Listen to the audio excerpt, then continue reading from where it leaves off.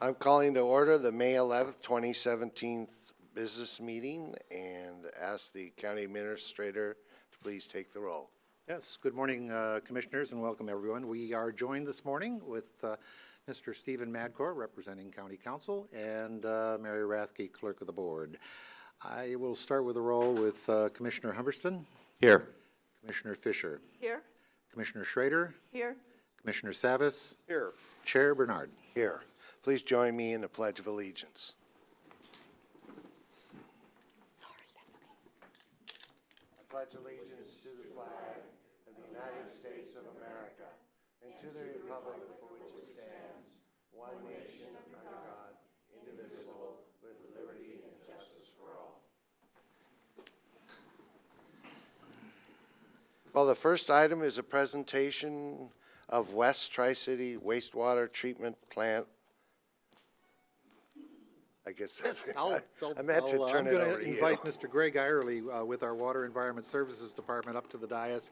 This is a presentation and it's a recognition of our Water Environment Services Tri-City Wastewater Treatment Plant for their energy conservation work achieved through strategic energy management. And I understand we have a check here too, so go right ahead, Mr. Eyerly.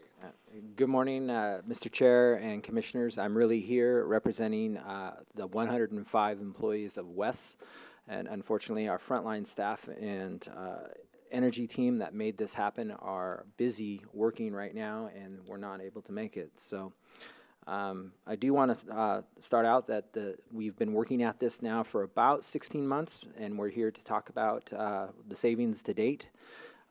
We've identified 104 different potential energy saving projects. We started out on this road a little over a year ago, and we were in a group of 12 other entities, some of which were public agencies and many were private companies, companies that you've heard of. You eat their food or you buy their goods at sporting goods stores. And I am proud to say that we are a public agency, but we were the #1 energy saver out of all of those companies and entities. So public employees did a great job. As I said, we identified 104 different energy projects, and we are going to expand this program in the future at the other treatment plants. And we hope to hit, at some point, 10 million kilowatts saved. But to date, as you look at my PowerPoint there, we've saved 1,816,000 or 16,000 kilowatts. But that number is old because with electrical costs, it's always moving. This is what we track. This is called a Q-sum model. It's complicated. Our original goal was to save 5%, and that's what's represented in the line, which I don't know if I can use a pointer, but the black line that goes straight across the graph. And you can see we far surpassed that number, and we continue to add to that every day. I'd just like to recognize our staff, the specific staff on the energy team, and that is Catherine Spencer, Shannon Bays, Mike Arnold, Michael Trent, who passed away 3 weeks ago, Pat Clayson, Skylar Franiti, Devin Page, and Bill Heilman.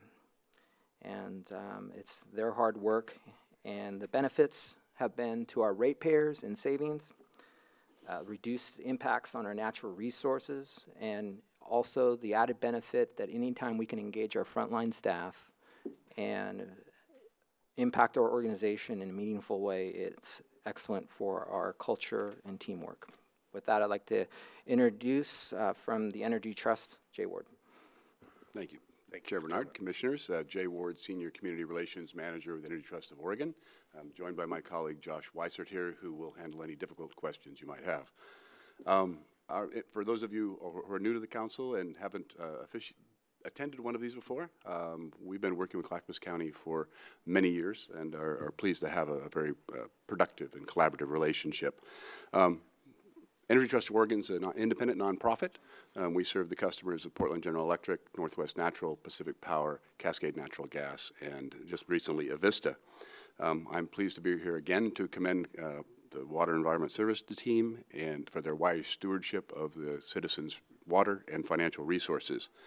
By actively strategizing and implementing within Energy Trust Strategic Energy Management Program, Clackamas West and the Tri-Cities Service District reduced its annual consumption by over 1 million kilowatt hours. Greg put 1.8 up there. We're kind of measuring different timelines, but for Energy Trust purposes, we measured through the end of 2016. That's basically a 12% reduction, and from a carbon point of view, about 565 tons of carbon dioxide avoided, or from a transportation point of view, about 100 cars off I-205. So while this big check for $28,312 is certainly notable, there's an even bigger amount that we don't see here today, and that's about $88,000 a year that Clackamas County ratepayers will avoid paying in energy cost. And that will continue for every year that the Clackamas West team continues its energy-saving ways. I'd like to acknowledge, as Greg did, the energy team, and he did not mention himself, but as our executive sponsor, that's somebody we certainly need to call out, as well as Catherine Spencer, who is our energy champion, and Shannon Bays, who actually, my colleagues tell me, set an example for a lot of the other SEM cohorts that we'll be working with the revolving energy team. Should Clackamas County decide to invest in any future projects, I want you to know Energy Trust stands ready to partner with you and to provide technical support and cash incentives to help offset installation costs. And now, since I know it's impolite to filibuster one's friends, it's my pleasure to present this big check for $28,312 and to congratulate Clackamas West and the Tri-City Service District for its highly successful strategic energy management achievements. Great, thank you very much. I guess we're going to do a photo shoot. Do a photo on it. And usually I ask, do you have a wallet-sized version of that? I won't tell you to spend it wisely because you already have. Okay.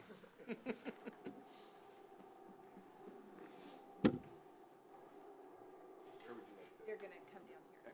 Great.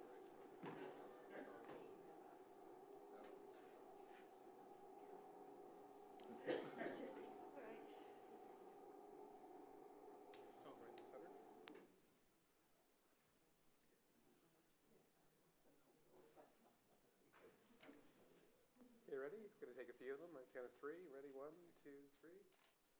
1, 2, 3. Couple more.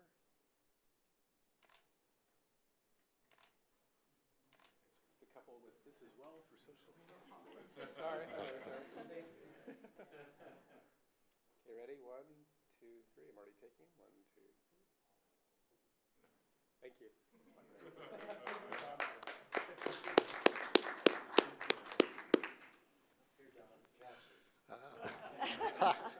Yeah, and my name is Tri-City Service District, is that right?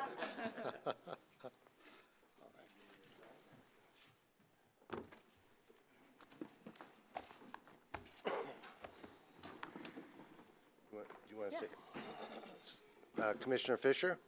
Yeah, I just want to mention that this is a moment that makes me feel really proud to be a new county commissioner. This is an example of really good government, good for our community, good for the environment, and I just want to say thank you. We have, Ken and I are new, but you all have been working on this for a long time, and I am just very proud to be part of this team, and this is what I think is the most press-worthy. I see we have the press here taking notes, and I think the community needs to know, and we all need to celebrate this accomplishment, so. Great. There you go. Thank you very much. Commissioner Savas? Well, I just want to just add that over the years of going to a lot of wastewater-related meetings and having people come up and either speak, testify, or share their opinions, they ought to see, you need to capture some of that energy coming off of your treatment plants. I go, we do, and we're always improving that. So I would just want to just acknowledge that as well, and I know that our staff are very well strategically minded in the savings and the environmental benefits and everything that we do. So efficiency is key to us, and I really appreciate our staff following that. And we have put in place a lot of goals and objectives for the county in the means of being environmental stewards and being efficient. And this is a great opportunity to acknowledge that and to celebrate that. So thank you and our staff for a job well done. Thank you. I had one question, Mary, on Susan. Did she want to speak during this portion? Okay. Okay, Susan Abbott and Doris Rodriguez. And please tell us where you're from, and you have 3 minutes. Okay. I'm Susan Abbott. I live in Clackamas County, Milwaukee, Oregon, and there are 2 parcels of land that I have held for 25 and 30 years. They're adjoining, and they are now being developed into a subdivision, and I am highly in favor of them being incorporated into the streetlight program. I think it's the best way to provide the street lighting and to ensure that it is up to standards and maintained. And my engineer has been working with Wendy Coriel, and I believe everything is in line for that. So I highly support the Garland Estates subdivision, which is number 6 of the ones that are on there, as being formed and an assessment area done. Great, thank you very much. Doris? Well, it's my first time here, and I'm basically, I live in Redland, and March 11th, my daughter-in-law was in a very serious car accident at the junction of Fisher's Mill and Redland Road. It was a very serious car accident, and she came through. However, we think that it would be really nice to decrease the speed there. It is 45 miles an hour on Redland Road, and there's one sign that says congestion. But 45 that's a fatal accident if you know, it's not a safe speed for that area. There's kids, there's a school nearby, there's a store in the corner, and we'd just like to see that speed zone changed to just drop to at least, well, 20 would be wonderful, but we'll take 35. All right, well, thank you. Thank you both. Nathan Rodriguez and Bruce Brainerd. I don't know Nathan, but I know Nathaniel. Oh, sorry. I'm assuming there's no Nathan. I shortened it.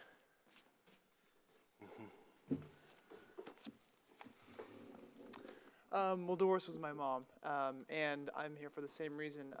March 11th, my wife, Brooke Rodriguez, was involved in an accident on Redland Road and Fisher's Mill. And here's the thing. Does anyone here live in Redland or know the area?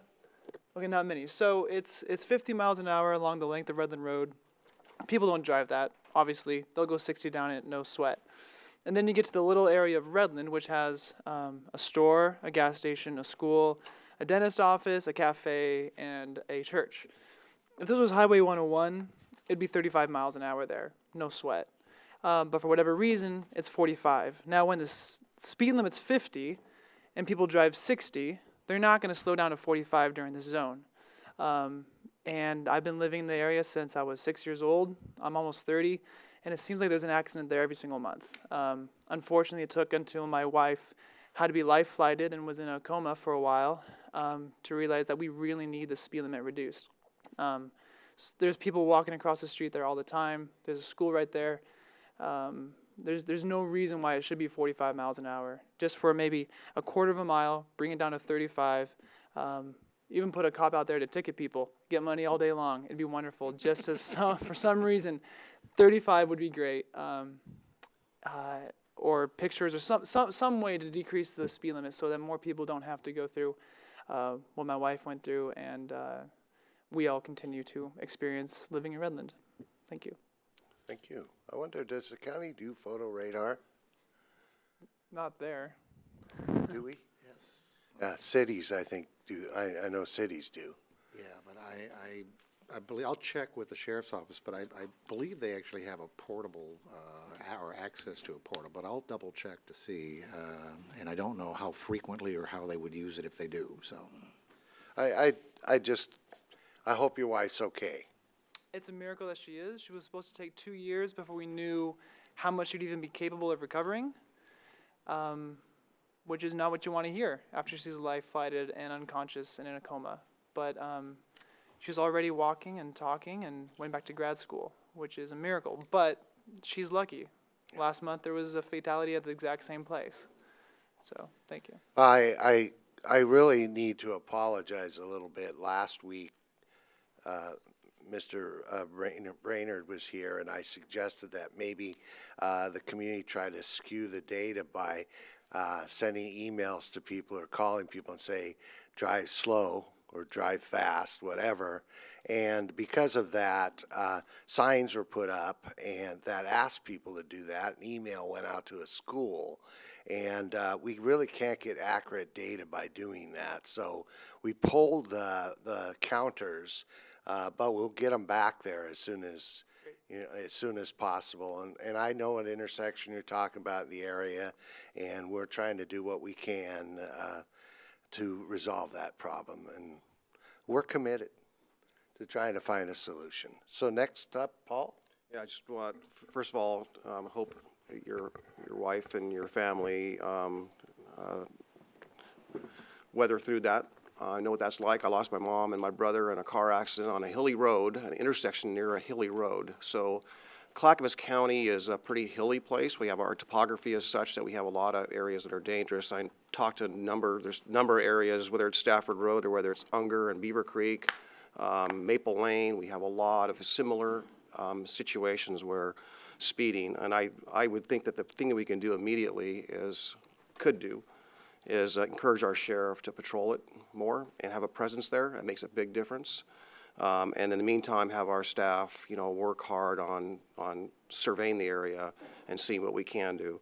But I can have a personal experience with that, and so I'm very sensitive to that. But there again, this county is loaded with areas like that, and it's very difficult to deal with all of that. But this is certainly one, if we have a frequency of accidents like that, that's something that we should be paying closer attention to, and those are the numbers we ought to be looking at. So I appreciate you bringing that forward. Artha? So I am sorry for what happened to you, and I'm very familiar with that area in Redland because I had friends that lived out there, and I'm aware of the school and everything else. So my question is, though, is that an ODOT? Is that a state road, a county road? It's ours. It's ours, so, but so you have what's, to get an okay through ODOT. So I'm just trying to understand what the process is, because it sounds like this has been, I have information from Mr. Brainerd, it sounds like this has been, I mean, going on for as long as I've been here, and maybe it's time to get a hold of ODOT and start documenting, and that's what I'm assuming the counters were for? That's what we were about. That's Get what the we're information to ODOT to document that there's an issue and that we can take action. Is there a school sign there? No, because the school is up on a hill away from the road. So technically, children aren't walking across the street during school because it's up a ways. Right. But it's right there. That's not entirely the whole story. Yeah, but I mean, it's right there. There was a school zone on the books in 1981. Okay, well, we still have one more. Ken? Yes, and I echo my colleague's sentiments for your family. I'm very sorry to have heard that happened. Those of us who've driven that, when you look at that, you have three separate streets coming into Redland Road in that location within a very short space. Having driven that many times, you're always trying to see where the cars are coming from and when you can get out. And I would imagine that most of the accidents are T-bones from people coming out from those intersections. I'm looking on the last page of the documents that we got, and I don't know if you got these or not, Mr. Krupp. Okay. But it says on the last page, because it was a school zone, and apparently the school is still there, that they did recommend a reduction to 20 miles. If I'm reading this correctly, they recommended a reduction to 20 miles an hour. And actually, it existed for a while. 1981. Yeah. So I guess my question is, what does it take to go back to that? I mean, if it's already been recommended, there's already been a study done, it's a county road, how difficult should it be to get something done as quickly as possible?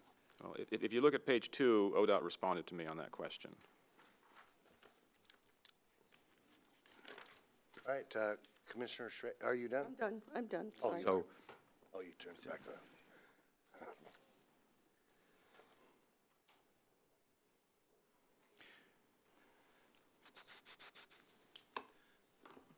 So that implies, if I'm reading that correctly, that we don't need ODOT's permission to slow it down? Well, let's move on. my to reading- his- that's my let's reading move as on well, to his but- testimony first. Okay? Okay. All right, go ahead. Oh, All right, excuse me. Don. I was just going to confirm for you, Mr. Chair, with regard to your question about radar display device, we do have them and we do use them, so. Okay. All right, go ahead. I have extra copies. First of all, I have to acknowledge something. I thank the commission for allowing someone to speak with simply filling out a blue card and showing up here. You know, it's only my second time in front of this commission, but I have once, a couple times done in front of Portland City Council, and there you have to schedule months in advance and only so many slots. You know, I'm impressed by that. Obviously, this is a tough topic. I presented to you today a couple documents that just shows what history I could find, what ODOT I'm sorry, disclosed to could me. you tell me your name? Oh, my name is Brainerd Brower, so I'm a resident of Redland. I also own property there and business. So, yeah, I've been pretty hot about what occurred this week, and the commissioner is pretty hot at me for pointing the finger at traffic engineering. You know, and, well, we're being honest with each other, and that's a good start, right? My mom says you and the agencies and all are civil servants. And I know what bureaucrats are. You're not bureaucrats. You're our elected representatives. You are our representatives to see that our agencies serve us and to serve us in a way that protects us. And in this case, with traffic engineering, I encourage you to look very carefully at the history and very carefully at what has not transpired. The traffic engineer I've pointed out is Joe Merrick. Clearly, he's a nationally accredited for safety. I get a much stronger sense of safety concerns from the maintenance department than I do from his department, but that's my sense. I don't know the history. This is not personal between me and him. It's about the facts on the table. I was told early on that we couldn't do a 35 because of this 85th percentile speed. That's why the commissioner chimed in, and you know, this whole topic is a tricky one. But last week I presented you all documents that show the actual OARs, actual ORSs, and they point that that's not the whole story. ODOT has a pretty comprehensive process. Today I presented you information that shows that this speed goes back to 1972, I think, or so. In 1981, yes, there was a school zone there, but that's a complicated topic moving forward. In 2011, though, it was omitted from a redo of a speed to Oregon City. The point is, and maybe this is the most compelling point, ODOT finds no records that I can find of any requests for a speed reduction in this area since 1981.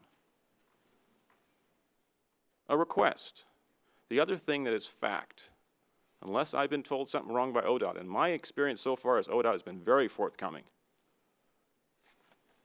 The point of fact is the traffic engineer, he sits on that throne, and unless the traffic engineer requests of ODOT a speed reduction, ODOT has no authority.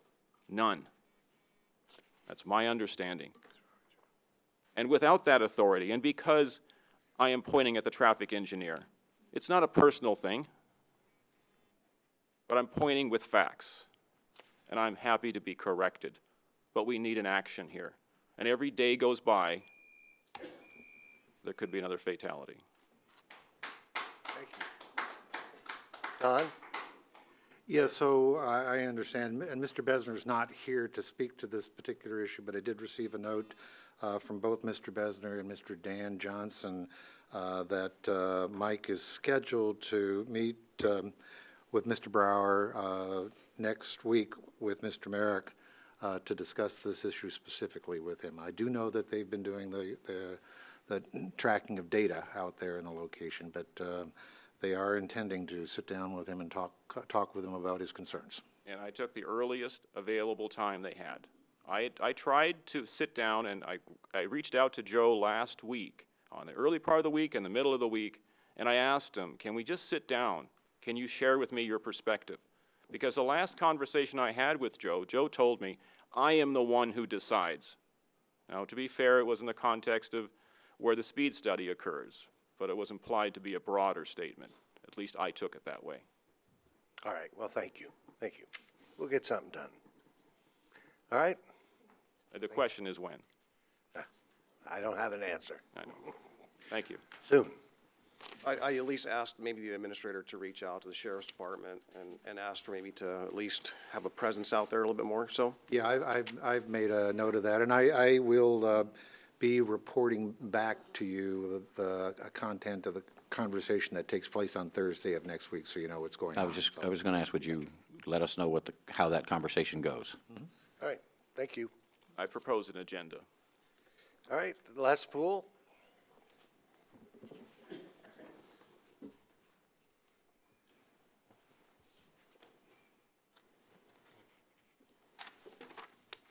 Good morning, Les Poole. I live in Gladstone.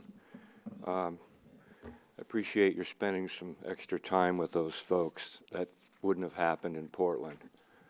Wouldn't have happened here 4 or 5 years ago. So it's good that we're having some interaction. Sure. And for the folks that aren't familiar with that intersection and that area out there in Redland, it's where the Redland store is there. The only gas station in the area is there. So when you're there at 4 o'clock when the kids are out of school, it's real challenging. And I hope all the drivers that get word of this just become even more aware. The public needs to be aware, and then they can be held accountable. I see, is Greg Geist still here? I see he's left. I just wanted to compliment Greg. He took over a real mess at Wes. One gentleman referred to it as a poopy situation. And I think Greg's done a really good job. I know he was awarded recently, and I just want to give him a shout out. The last thing I'm going to mention, and it does dovetail with the Stafford situation, is the transportation package. I haven't been to Salem in a while, but I put my tie on so I could come in here today and get myself down there afterwards. The transportation package that's being proposed is a wish list of about $5 billion in projects, and we don't really have a way to fund it. And in that package, maybe there'll be some money for the counties by the time it comes out for local roads. I haven't spoken up about the roads in a while, and I just want to reiterate that there's a sucking vacuum in Salem.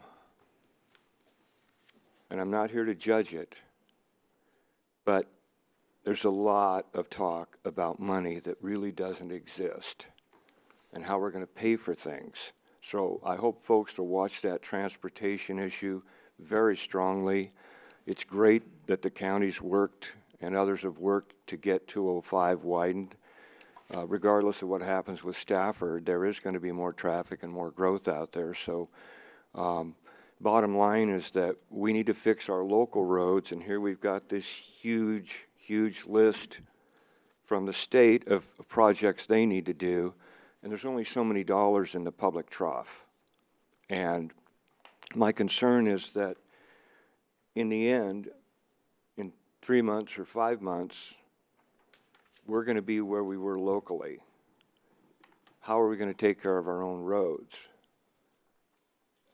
That is an answer I'd like to get. And what I mean by that is, how are we going to, what is the current direction the commission has taken in their budget and in their thinking of what we're going to do to make up the shortfall that's been talked about over and over? And I certainly don't expect an answer for that today. Thank you very much. Thank you. Oh, Paul? Well, just a response, not an answer. But I just, we're at a, I think, an opportune time, because if you follow the transportation package that's being introduced, that is something that's been forwarded, involved virtually every government, every elected official in the state has been basically passionate about some answer. So there's something in this package for everyone, and there's probably something in this package everyone doesn't like. And I was recently approached at a restaurant. A person saw me sitting there having breakfast and said, "Commissioner, really want to get my road fixed and want to know why it hasn't been fixed. I said, well, you'll probably recall here that the voters voted down the gas tax measure, and you know, we are doing everything we can, but the roads are being prioritized. And the region and the state have come together and said, all right, what can we do? And we're juggling right now. We're juggling with what those projects are, where they are, how much, you know, this particular mode of transportation gets and that mode of transportation gets. But congestion is an issue, safety is an issue, maintenance is an issue, and this package does a lot of that. And if, you know, even any of the last iterations, especially the one Monday night, come to fruition, there is more money for maintenance in that package for not just the county, but for the cities, and not just this county, but for all counties. So there is something in it for everyone, and hopefully people will be supportive, recognizing that we're all not going to win, and we're all going to have to pay for it. So the money's going to have to come from transportation-related fees, and that's basically how state law is structured. It's a transportation-related fee. It's not an employment tax or an employee tax per se, and it's not necessarily a property. It can't be a property tax by state law. So I just want to say that I would ask people to really be open-minded and look at those details and how they take shape. And I don't think anyone wants to see the price of gas go up or the vehicle registration fee go up. But I think when people are sitting there in traffic, sometimes you're compelled to say, hey, for a few more cents, maybe I would like to see some relief here. So bear that in mind, and I won't. I'll get off my soapbox. All right, great. Well, we're going to move on to the next item. I'm going to kind of change around what this actually says because I kind of disagree with what it says. So I'm going to open a public hearing related to the designation of urban reserves in Stafford and approval of an intergovernmental agreement with Metro, City of Lake Oswego, City of Tualatin, and the City of West Linn. And ask Nate to give us an update. Good morning, Commissioners. Nate Boderman, Assistant County Counsel. Pleasure to be with you here today. This morning, staff is presenting to you an intergovernmental agreement for your approval. This intergovernmental agreement relates to the urban and rural reserve designations in the metro area and more specifically future development in the Stafford area. The IGA has been drafted as a 5-party agreement between Clackamas County, obviously, Metro, and the cities of Tualatin, Lake Oswego, and West Linn. As you're aware, the concept behind this agreement was really a response to concerns primarily raised by the cities of West Linn and Tualatin and a number of residents in the Stafford area regarding the capability to provide infrastructure to the Stafford area, which resulted in the original reserves designation being remanded by the Court of Appeals and the Oregon Land Conservation and Development Commission. As I noted in the staff report materials, various elected officials from all affected jurisdictions have been instrumental in negotiating this particular intergovernmental agreement over the past several months, negotiations of which have seemed to have been ongoing all the way through the beginning of this meeting, it seems. As of today, the City of Tualatin is the only signatory to the agreement that's taken official action on the IGA, and I bring that up also to note that elected officials from the other affected jurisdictions are generally in favor, I understand, of the version of the agreement before you today. I'm sure we'll hear from some of them during public testimony, but I would note that none besides the City of Tualatin has taken any official action to date. Before you open the hearing, I wanted to point out some changes that were made to the version of the IGA that was posted with our meeting notice in the version that staff is recommending that you approve today. Because we're obligated to provide notice 1 week before our public meetings, we're not able to capture the revisions that were made over the course of the last week. So those materials have been updated on our website, at least the version that we're recommending that you adopt today. But I thought it would be helpful to highlight the changes for everyone here and watching at home. So if you... So it looks like I'm going to need an extra copy because... No, this is 5-5. Number 2. Oh. So Nate, while the chair's sorting through his paper there, you mentioned changes. So we have the 5-5, I have the 5-5, and I have the 5-5 with strikeouts, and I have what's called the 5-10 final. Correct. Is there a strikeout version of 5-10 final? No. No, Okay, 510 final, 510 final is what we're recommending you approve today, with the exception of a few typographical errors that we caught and one addition, which I'll explain at the end. But 510 final is more or less the version. I just want to say, I'll reiterate, or repeat, that it helps me to have both the final and the strikeout, regardless if it's even a spelling change. It helps me. I understand. The changes that I'm going to detail beyond 510 final were really changes that were made today, this morning. So, or at least that we're proposing. So My request would still apply. I understand. So the version that was posted online was noted to be the 425 cities draft, and a strikeout version, I believe, was provided. The changes that you'll see beyond, changing April to May, things like that, just to make our references more current. The first can be found in recital number 5. There are a couple references to special districts. This is in response to staff's identification and special district, primarily Tualatin Valley Fire, acknowledging coordination with existing service providers in the Stafford area. Moving on, agreement section number 1. So slow down, because I don't have the strikeout. So are you saying that 5 section, because Commissioner Schrader also has the same concern, because we want to follow what you're saying. Sure. Okay. So I'll possibly be interrupting you a lot No, without the that's fine. strikeout. So is 5, section 5 exactly the same on our final as it is in the 5.5? Correct. Okay. Everything that I'm going to be detailing here will be the same between the 510 final and the 5.5 cities draft. The 5.5 cities draft was a red line between what was posted online and what was provided to you recently. The 510 final draft is a cleaned up version of the 5.5 cities draft. I know that's difficult to follow, but again, 510 is substantively no different than 5.5. And again, if there's any further changes, I will make sure that I am clear that those are beyond what was provided in 510. Is that okay? Section 1, city governance. There's oftentimes a need for services to be extended to remediate health hazards. The way that the agreement was drafted, it precluded any expansion for sewer or water services, period. And so we thought it was wise to create an additional provision for water or sewer extensions when health hazards are identified. Section 2A and 2C, these were modified at the request of Metro. I believe the purpose being to bring the language more in conformance with Metro's urban growth management functional plan. And so you'll see in 2A the language is softened a bit, and then in 2C the concept plan, the details of what's included in a concept plan have been removed. And again, I understand those were removed at the request of Metro. So one clarification on this? When were they removed?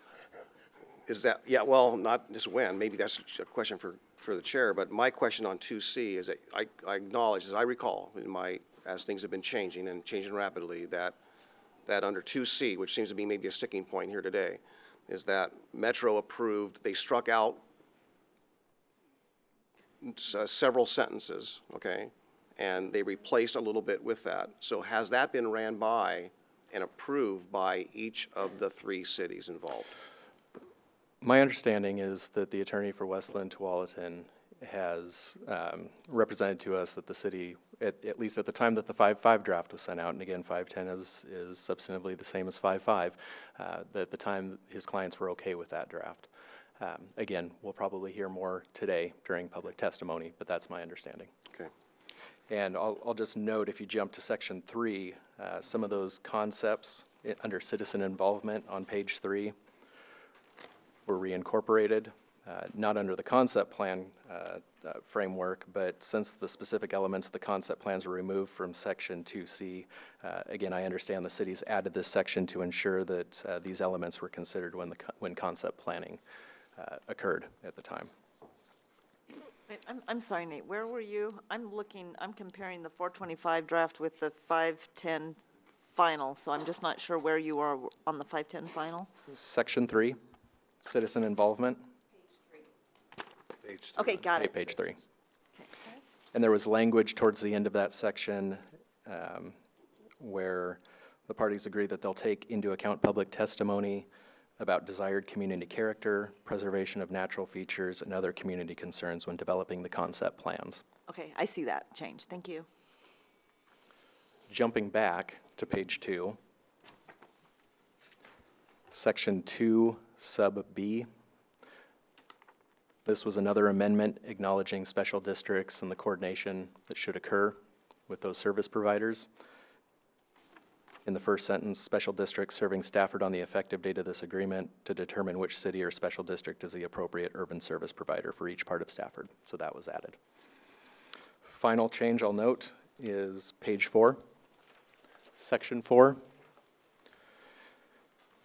And this was the addition of an urban service agreement provision, again, finally, to address, again, special districts serving the Stafford area. And so this was acknowledging certain service providers that had existed at the date of the agreement. So those are the substantive changes that were made from the version that was posted online last week to the 510 version that you have in front of you now. And so again, this is the version that staff is recommending. This is the version that that contains the changes that were made in the last week with negotiations primarily, I understand, between the cities and Metro. Those were most of the substantive differences that were made. And then from this point on, I will note just one additional substantive change, and that was a change that the chair requested this morning, and this would be to add language to section 13, which is the term. So a fairly boilerplate term. We're on page 5. And what this change would do is to clarify that the effective date of the agreement is when all 5 parties sign. And so that the agreement is only effective on the date that all 5 parties are signed under contract law. I think that would happen anyway, but we can clarify that in the agreement. So I would suggest the addition of the language at the beginning of that section that this agreement shall be effective upon execution by all 5 parties identified herein. So it's just restating basically contract law. If someone doesn't sign, it's not an agreement. Correct. Okay. Correct. And then again, there's a few typos throughout the 510 draft. We'll get those cleaned up. Nothing substantive changes as a result of those, but we want to make sure that we have an agreement that makes sense. Beyond that, it's staff's recommendation, again, to have the board adopt the 510 draft with those additions that I just noted, and the minor edits to clean up the typographical errors. So with that, happy to answer any questions that we haven't already addressed. Commissioner Humberston? Yes, the agenda is part of the public record, and I noted on the agenda that it says the approval of an intergovernmental agreement with Metro, the City of Lake Oswego, the City of Tualatin, and the City of West Linn related to the designation of urban reserves in the Stafford area, and doesn't include the words "and Clackamas County." And since this is part of the public record and it's an agendized item, I think the words Clackamas County probably ought to be included in that. I would agree. Commissioner Schrader?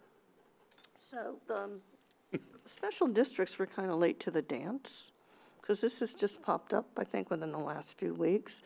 So my understanding is, though, from going through this with you, and I want to clarify this, any city who decides that they want to urbanize an area can enter into an agreement with a special district to provide services there. I'm just thinking they're saying, well, it's kind of hampering them, and I don't really, if a city, it just seems to me the contract, the agreement then has to be between the city and the special district, and that does not preclude special districts from becoming involved in service delivery systems. I don't believe so. Most of the amendments that we highlighted were for the purposes of coordinating between the cities and special districts and to ensure that the special districts that are already serving the Stafford area are able to continue to serve the Stafford area. If you look back at section 1, the primary concern is the provision of water and sewer services. Of course, urbanization tends to follow those particular services, and so so there was a desire to preclude those particular services from entering in and creating urban unincorporated areas, more or less. And that's my concern, because that's what we want to avoid. Having been one of the counties dealing with one of the largest unincorporated areas in the state that is largely governed by special district, it's very problematic for this county. And yet, it doesn't seem to me that contractually they are a special district that's already existing, like Tualatin Valley, but I'm thinking largely of sewer and water, would be precluded from participating. So quite frankly, their opposition to this is very puzzling to me, but thank you. Commissioner Savas. So on that, I don't see anyone in the audience that I recognize, and if I'm wrong, I'm sorry, but that represents special districts or the SDAO. But so my question is more of a citizen's right or a constitutional one, and that is along the lines that if a citizen group decides they want to petition to form a district, that this does not impede their ability to do that.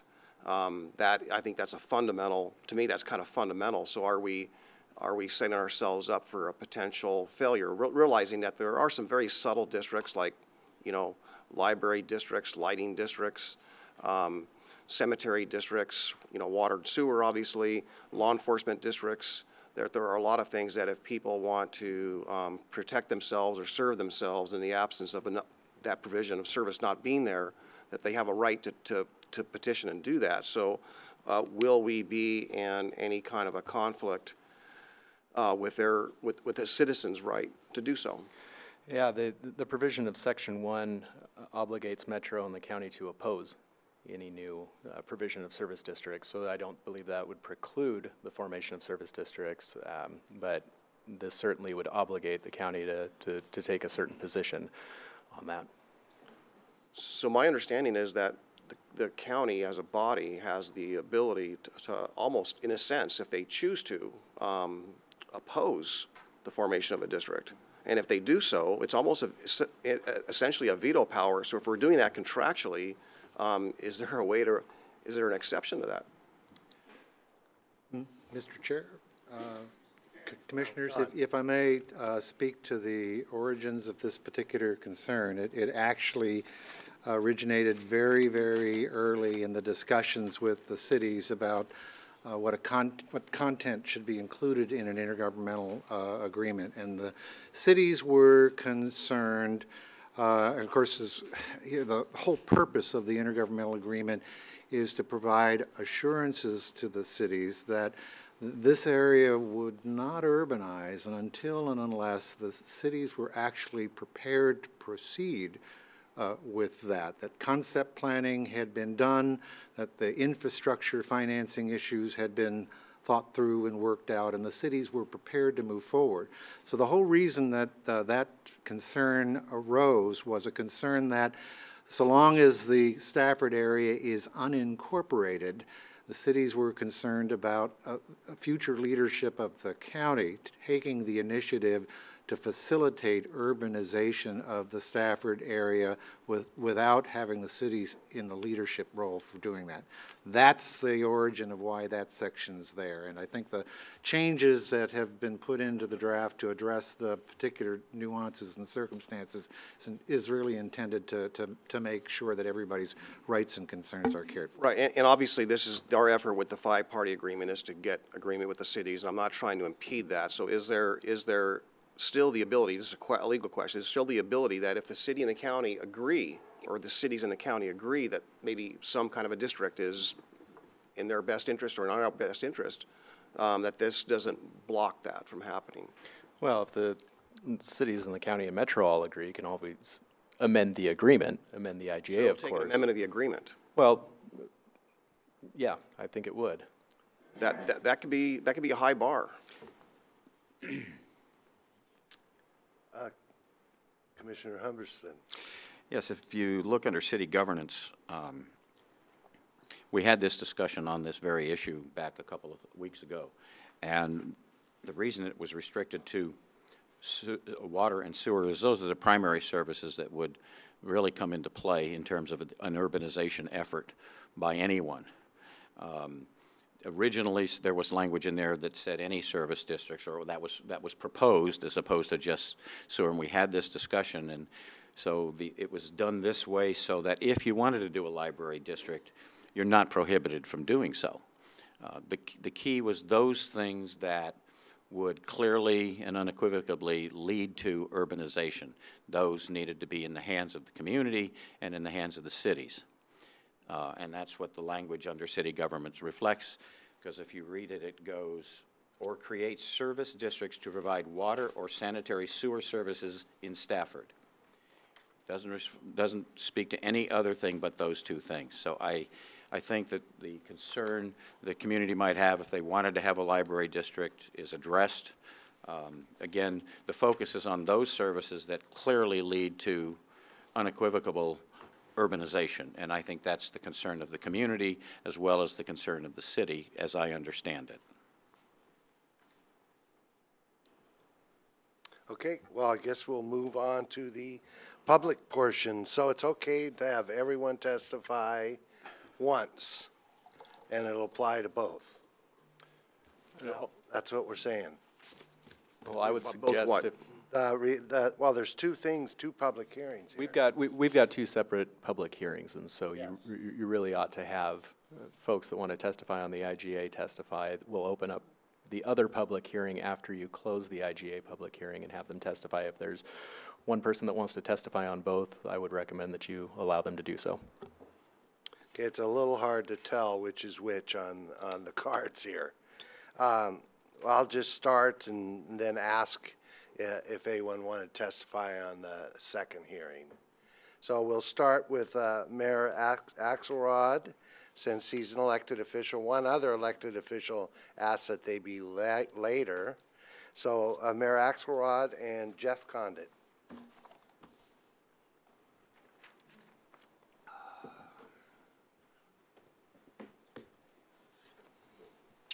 Thank you for coming tonight. Tell us where you're mayor from, what city you're mayor of. Yes, thank you, Chair Bernard and members of the commission. I'm Russ Axelrod, and I'm the mayor of West Linn. As you can see, you know, various versions of the IGA have been circulating, and it's been kind of a feverish pace. Mr. Condit here has been negotiating on behalf of the cities, one or two representatives of the cities, and he's done an admirable job, I think, bringing together complex issues in an IGA framework that the cities can live with.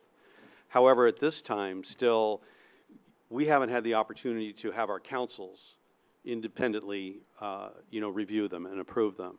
And I think just in keeping with the process, I think it's important that the councils, as you know, I mean, today you're still working on a revised IGA. So we've been waiting to actually have a revised draft.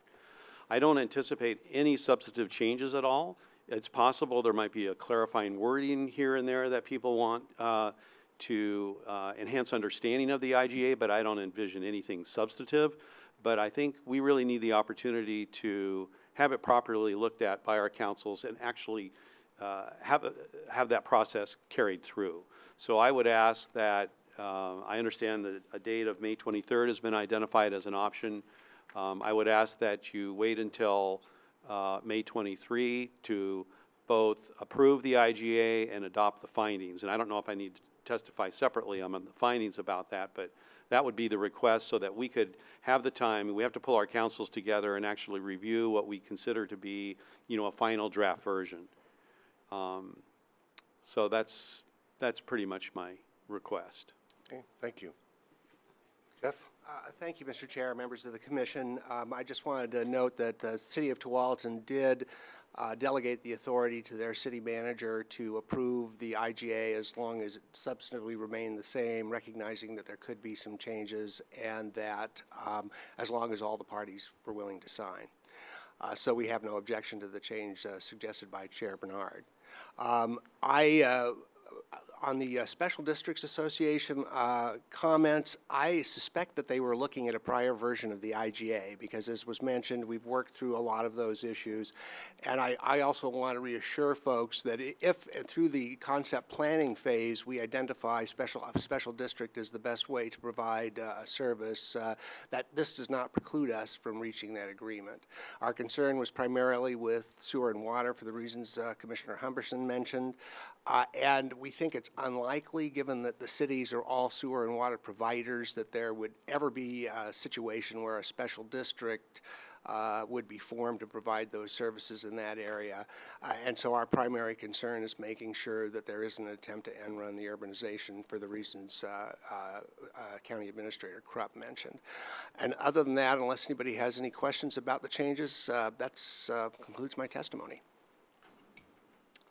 Commissioner Savas? Oh, the other comment I wanted to make, and this goes to what Russ just said, is that, you know, we have been working with a couple of folks at the cities, but if I implied that all of the city councils had reviewed this and approved it, that was, I apologize for that impression. I think we're there. I'm not expecting any substantive changes, but I can't, of course, commit my councils until they've all had a chance to meet and talk about it. Okay, I guess that was the that was a clarification I was seeking. But I also wanted to ask, Mayor, you mentioned May 23rd.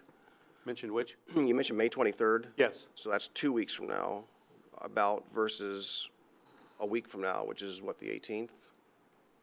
Yeah, I think. Are we asking for more? I think a week would be fine. We said May 23rd because our understanding was that was what the commission, if the commission decided to set it over, was going to set it over to. But just enough time for the city councils to meet. The city councils were, in fact, all set up to approve this on Monday and Tuesday at Lake Oswego and at West Linn, and they actually pulled that consideration at the suggestion of Metro because. Metro met and looked at this in executive session on Tuesday and thought there might be some additional changes. And it turns out there weren't any additional changes, but we sort of pulled our opportunity to have that discussion with the councils at that time. Okay. All right. All right, let's move on to the next two. Jay Minor and Chip Lazar. Chip and Jay? Leisure. My French is terrible. Is this regarding the IGA or the reserves? IGA. This is the IGA. I'll comment on the reserves then. Okay. Well, then let me call the next one, Dave Adams. Or,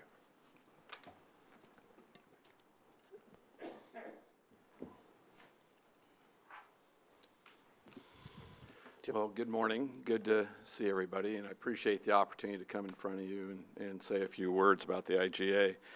My name is Chip Lejeune. I live in Lake Oswego, grew up there, and I really appreciate all the agencies coming together in the cities to execute this agreement. I'm also a member of the Stafford Land Owners Association, and in that regard, you know, we support the county and Metro signing the agreement to help resolve the suit between West Linn and Tualatin.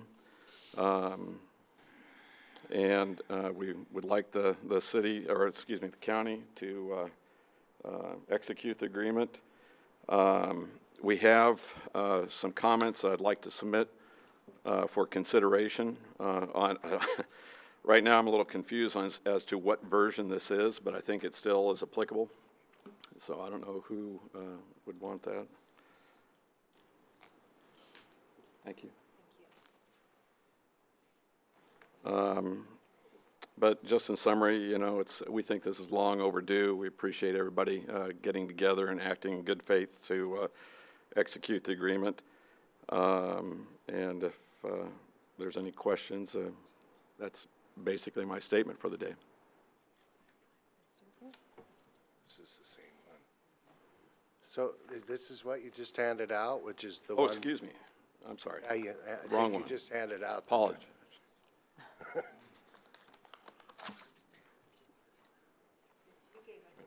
Yeah, sorry. But now I have another copy. Just to confuse confused more, myself. huh? Yeah, I think we're up here trying to wonder what copy everyone's reading off of. Just So- a test. It's like making sausage, huh? So where's the one It's sitting right here. I'm going to give it back to him. So our comments are in bold on that. Let me look. Okay. I want to see the date at the bottom. The date? This is their.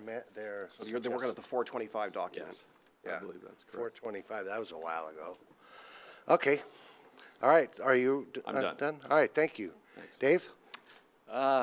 Yes, good morning, Chair Bernard, Commissioner Humberson, Fisher, Savas, and Schrader. Dave Adams, Stafford Hamlet. So, yeah, it's been a long slog getting here. I'm concerned and confused about a couple comments that have come up over the last 3 weeks from Chair Bernard about the process. And again, concerned and confused both. You've mentioned a couple of times that you, in your heart, believe this is a bad deal because this is a bad deal for the large property owners and a violation of some fundamental property rights. And I guess that's the one area I'm extremely confused about, because you seem to be implying that the property rights of a few people and speculators that don't even live in the area, that the 100,000 citizens that live in the 3 cities and the cities that our property rights should, for some reason, be subordinate to the property rights of speculators.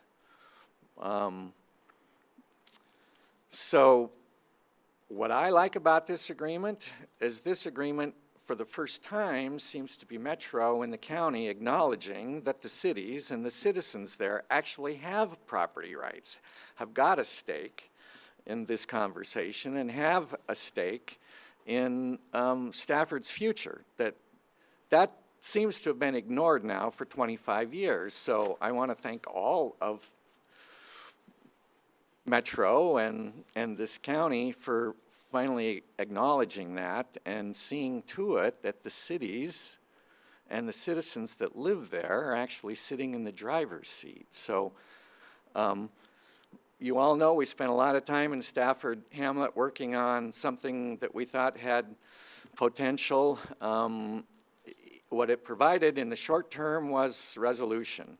But I'm comfortable with where we're at, and thank you for acknowledging our rights and the city's rights, and appropriately hand the keys back to the people who should be driving the bus. Thank you.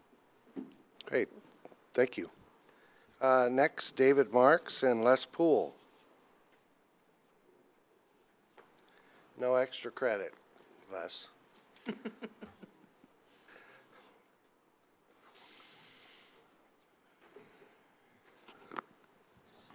So David, you're up first. You want to go ahead?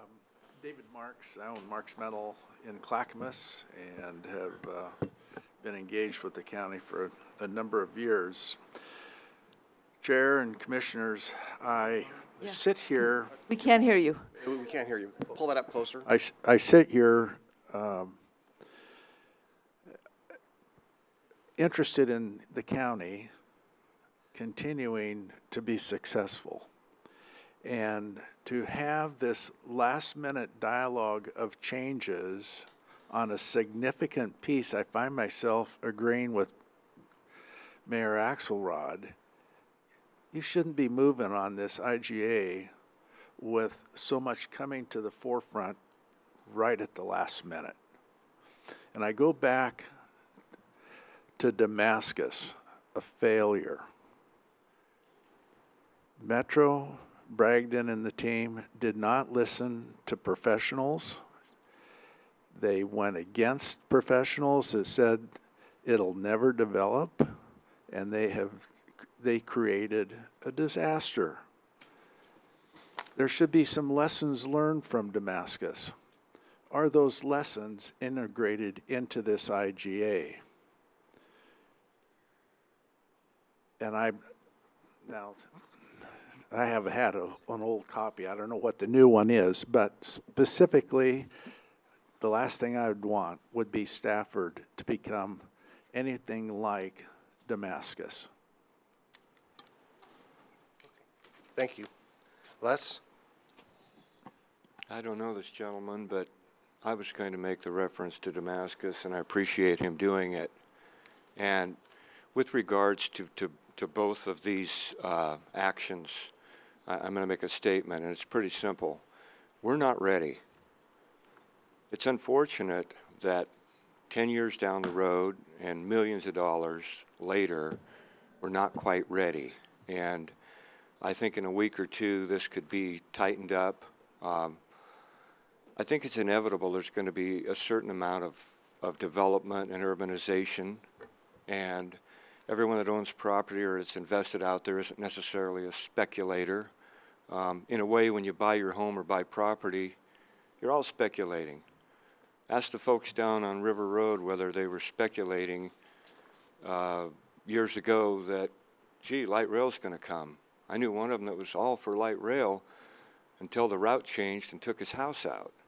So my point is that 10 years down the road, we certainly need to get an approval on this and move forward, but I see at the same time we're not quite ready. I agree with Mayor Axelrod and with this gentleman that there's some things here that need to be tightened up. And please make no mistake, one of the reasons I show up is because I've been around this my whole life. And one of the most frustrating things for the public, and certainly for me, is last-minute changes, which, regardless of whether they're valid or done in good spirit, it opens up that doubt. It opens up that, gee, what did you do at the last minute? And worst of all, it creates an avenue for potential lawsuits. We don't need to be in court over this. Whatever we do, we don't need to be in court. I want you to spend money to fix our roads instead. I want you to take care of people that need services. I cannot imagine how much legal expense has gone into this just for the county. And so while I'm not here to really oppose this, I'm here to say we're not ready, and that this speaks volumes. It really speaks volumes about how things are done. It's far too complex. Metro's been asked and also given the authority to manage urban growth. I've heard and read that the Metro president claims that the urban growth boundary has no effect on housing costs. Like it or not, Metro is a political organization that's dominated with an agenda, regardless if they're nonpartisan as elected councilors. And I am disappointed in how Metro has handled this, and I think they are the reason we're here. But back to the subject, I certainly would like to move forward with this and would support it, but I think we need to wait a couple of weeks or at least a week to get the word out and make sure everyone knows what we're doing. And it's not comfortable for you up there to be getting last-minute changes. It's very obvious from us in the audience. Thanks again for your time. Thank you. Jeff and Bill Market? Yeah, Jeff Goodman. There's only one Jeff in here. You should know that. Oh, there's at least two. He's already testified, so.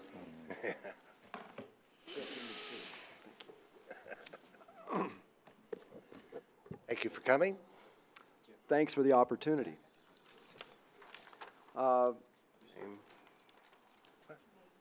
I'm Bill Mart, Stafford Hamlet, live on Sweetbriar Road for the last 38 years.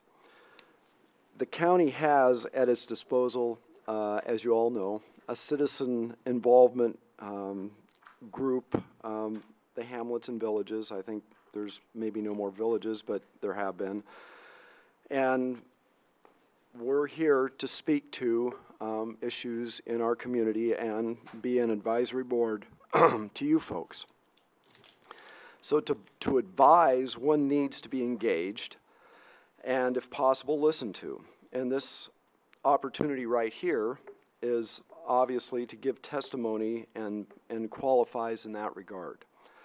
Some of you have been willing to engage the Stafford Hamlet in a more direct way, and others it's been in a more public forum.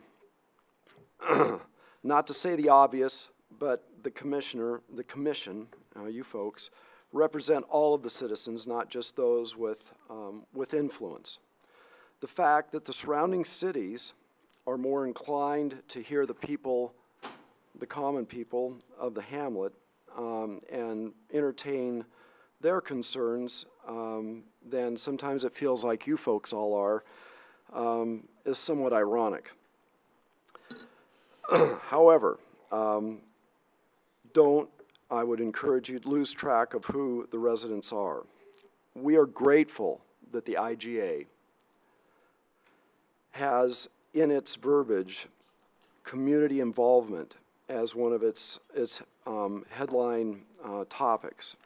This encourages those of us who have invested a lot of energy and time trying to represent the hamlet to you folks.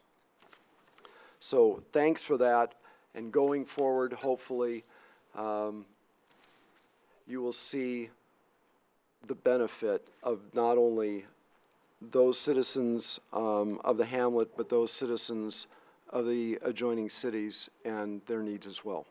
Thanks for the opportunity. Great, thank you. Jeff? Good morning, Chair Bernard and members of the Commission.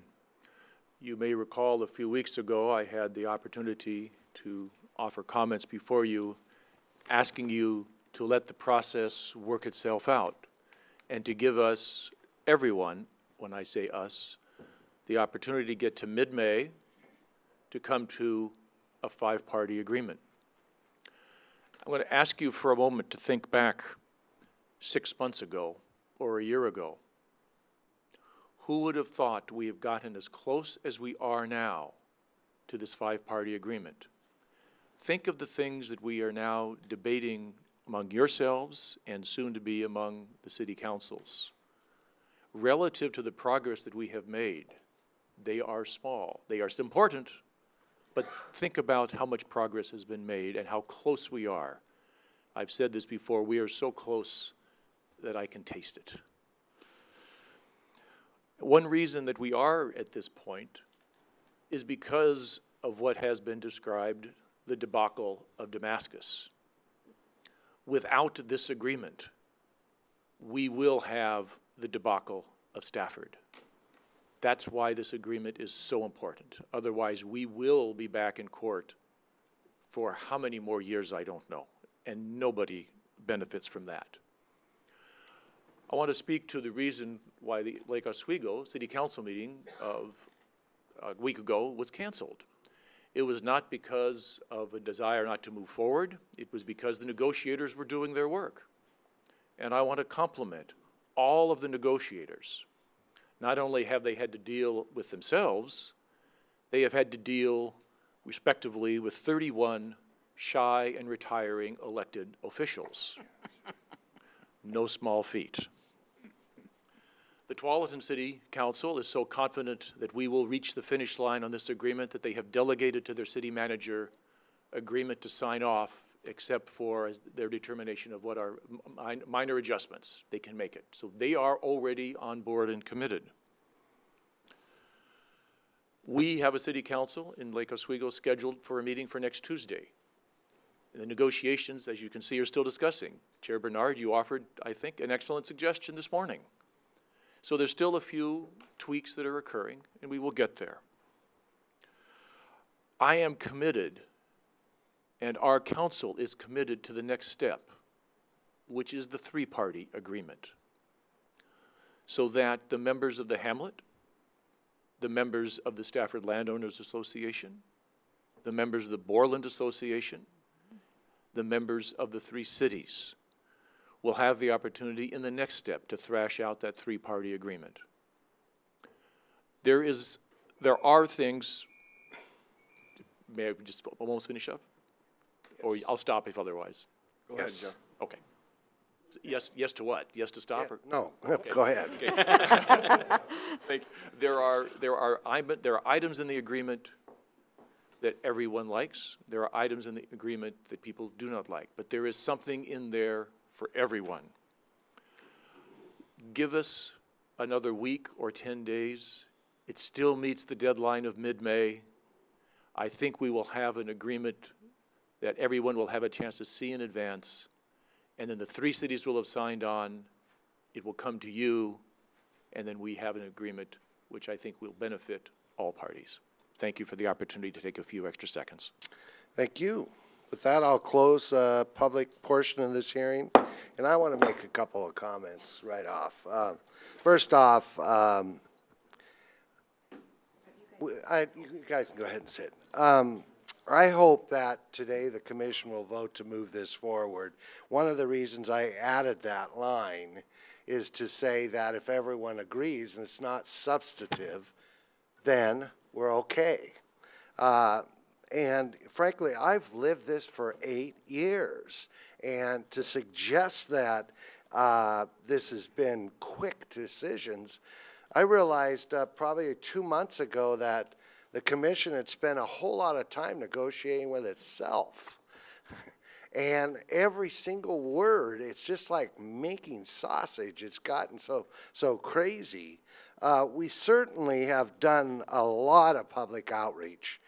Years ago, I went to hundreds of meetings with Charlotte Lehan over the reserves. We've been to numerous Stafford meetings.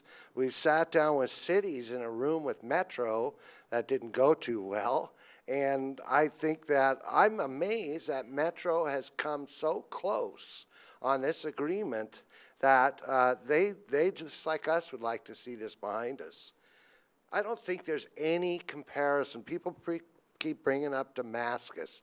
Damascus became a city with no plan, which is really against the law. It's against land use law. This has to be planned before anything would happen. There's no city there yet, and it'd have to be planned with a city. The IGA only restates the law, land use law as it is. So it's not that odd that this occurs. So 10 years we've been working on this, and it seems that we could put this behind us as long as we had a provision that as long as the amendments weren't something substantial, then we're ready to sign.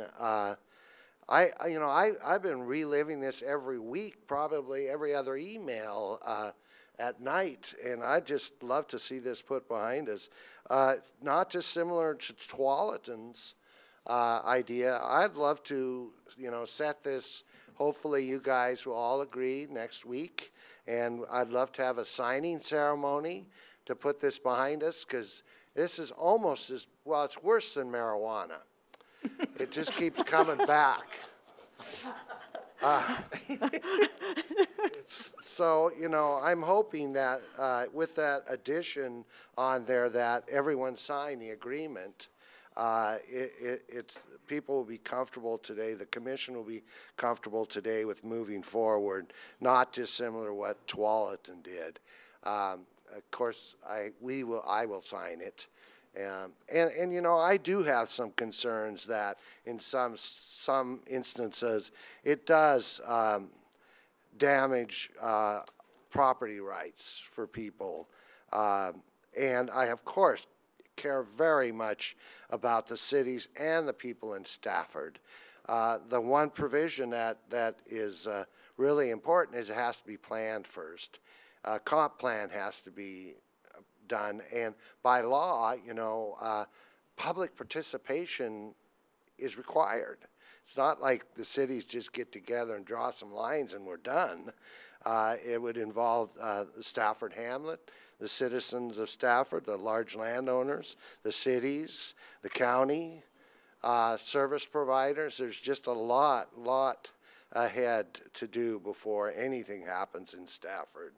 So I'm hoping that we can move forward on this today. So I don't know who was up first. Paul, I think maybe you.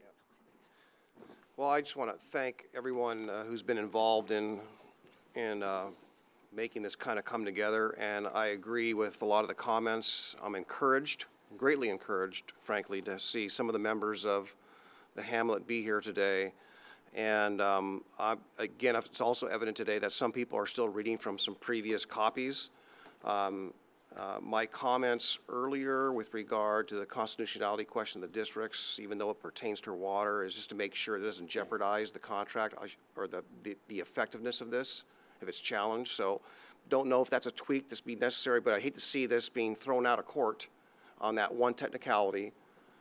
If it is indeed a technicality, if it's nothing to worry about, I'll take your word for it, but I want to make sure that by virtue of that little thing that we're not, and maybe there's some other language that would get to the intent of the cities in the county or metro being in opposition to something for valid reasons. But I just want to make sure that my point was that doesn't trip us up later.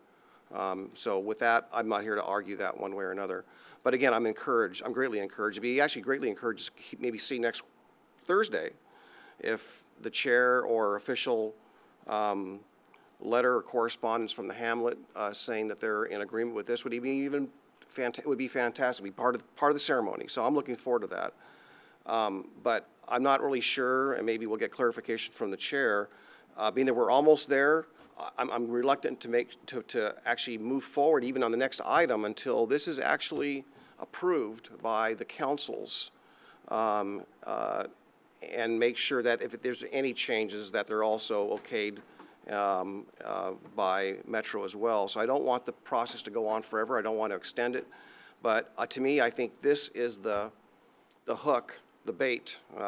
Bait's maybe not the right word, but the hook that will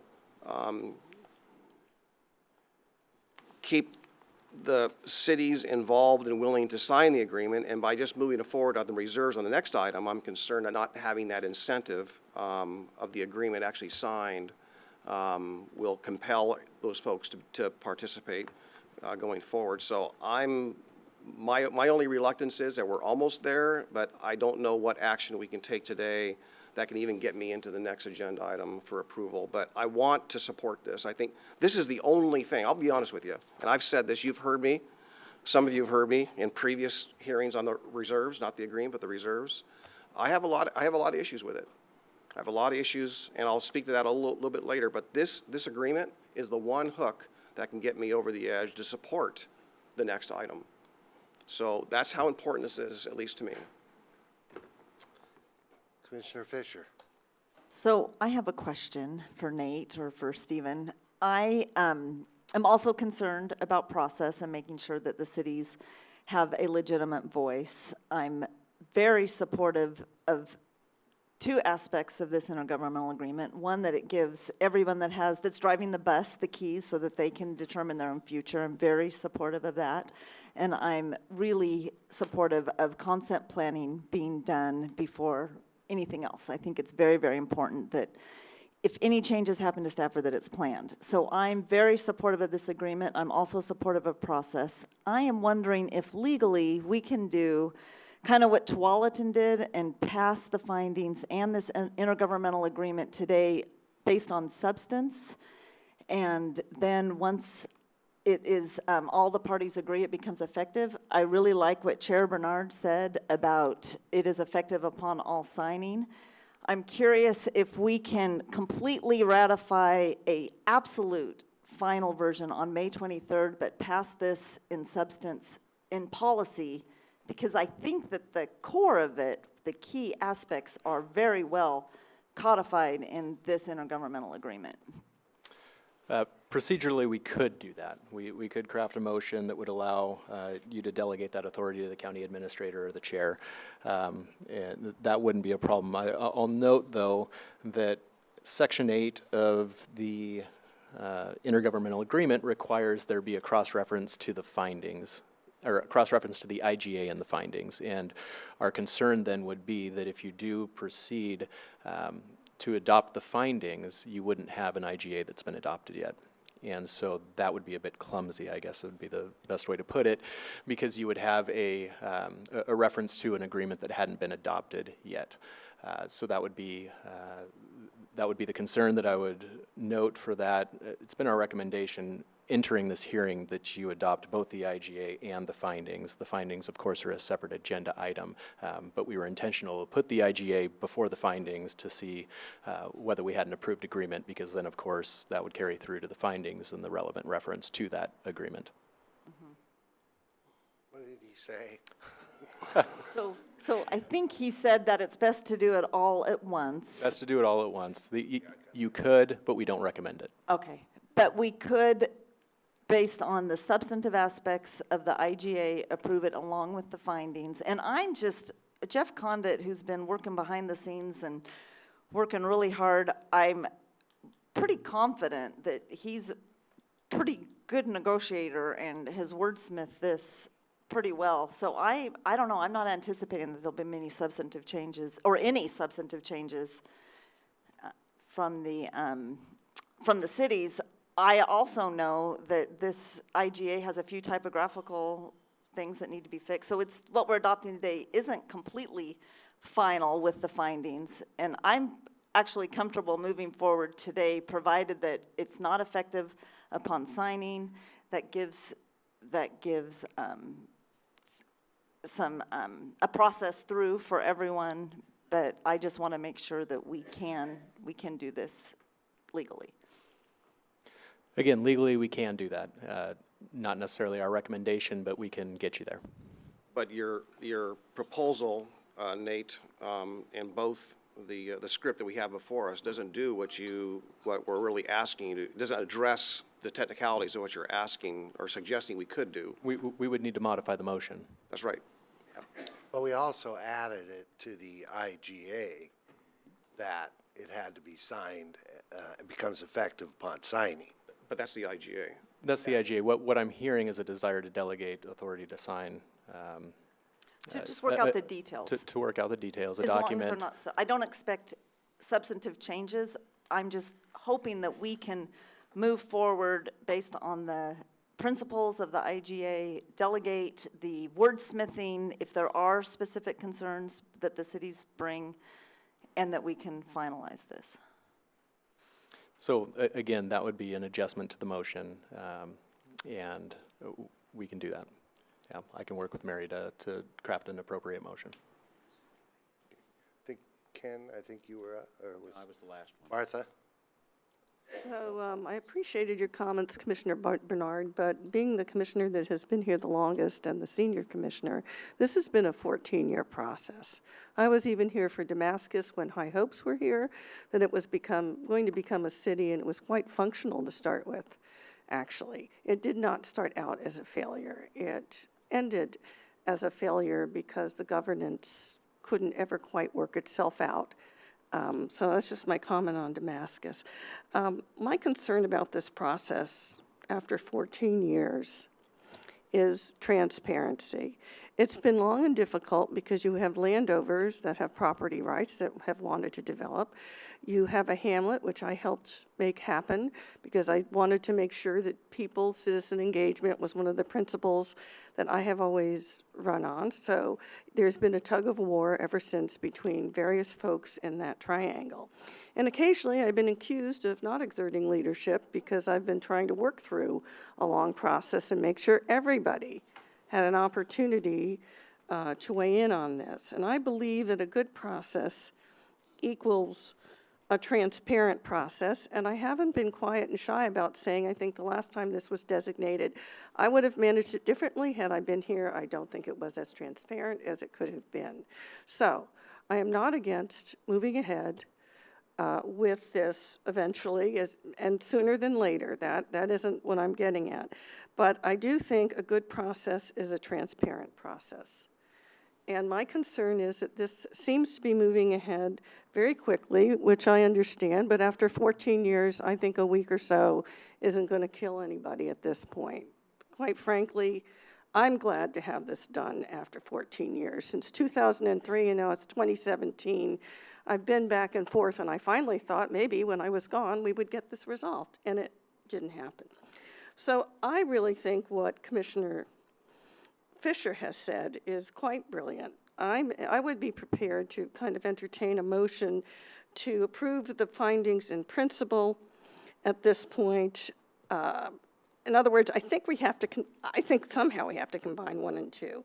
I'm willing to say that we in principle accept the revised findings and move ahead with that, but come up with language that says at a date certain on May 23rd that we finalize the IGA with the cities.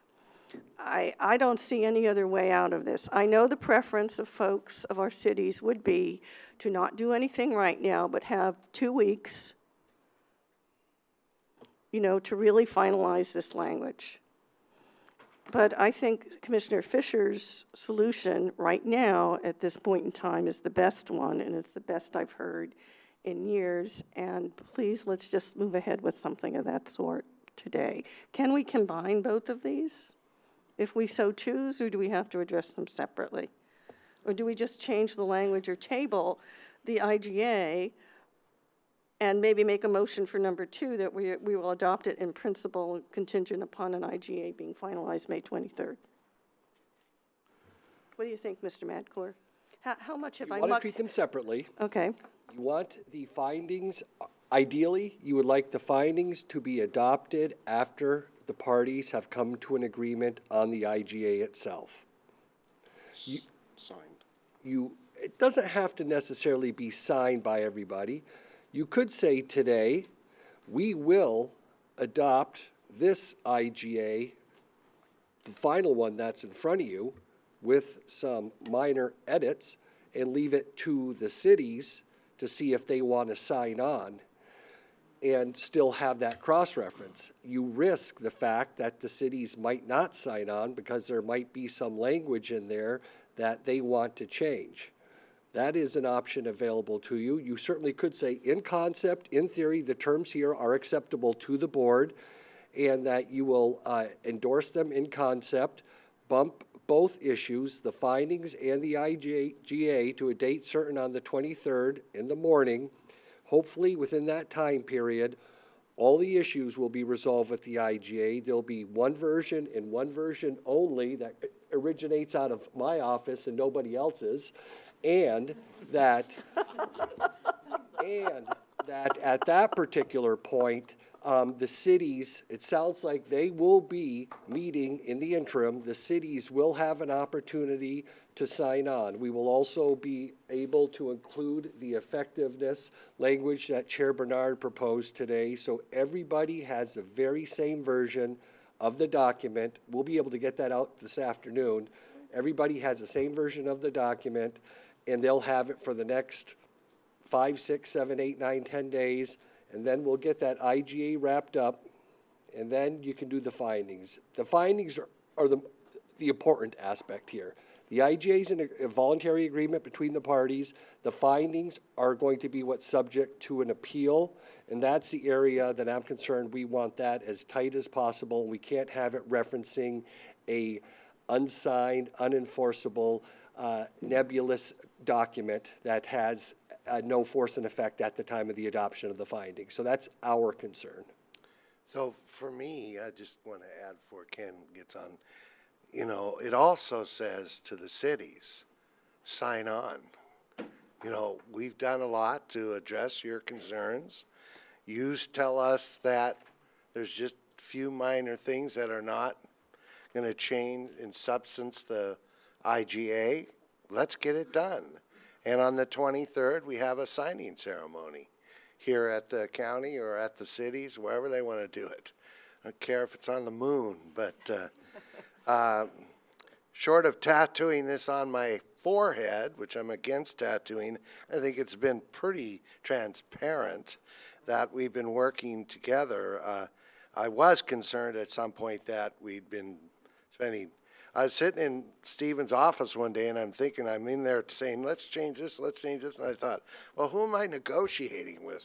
Myself. And that's why we got the mayors together to talk about some of the issues. With that, Ken? Thank you, Mr. Chairman.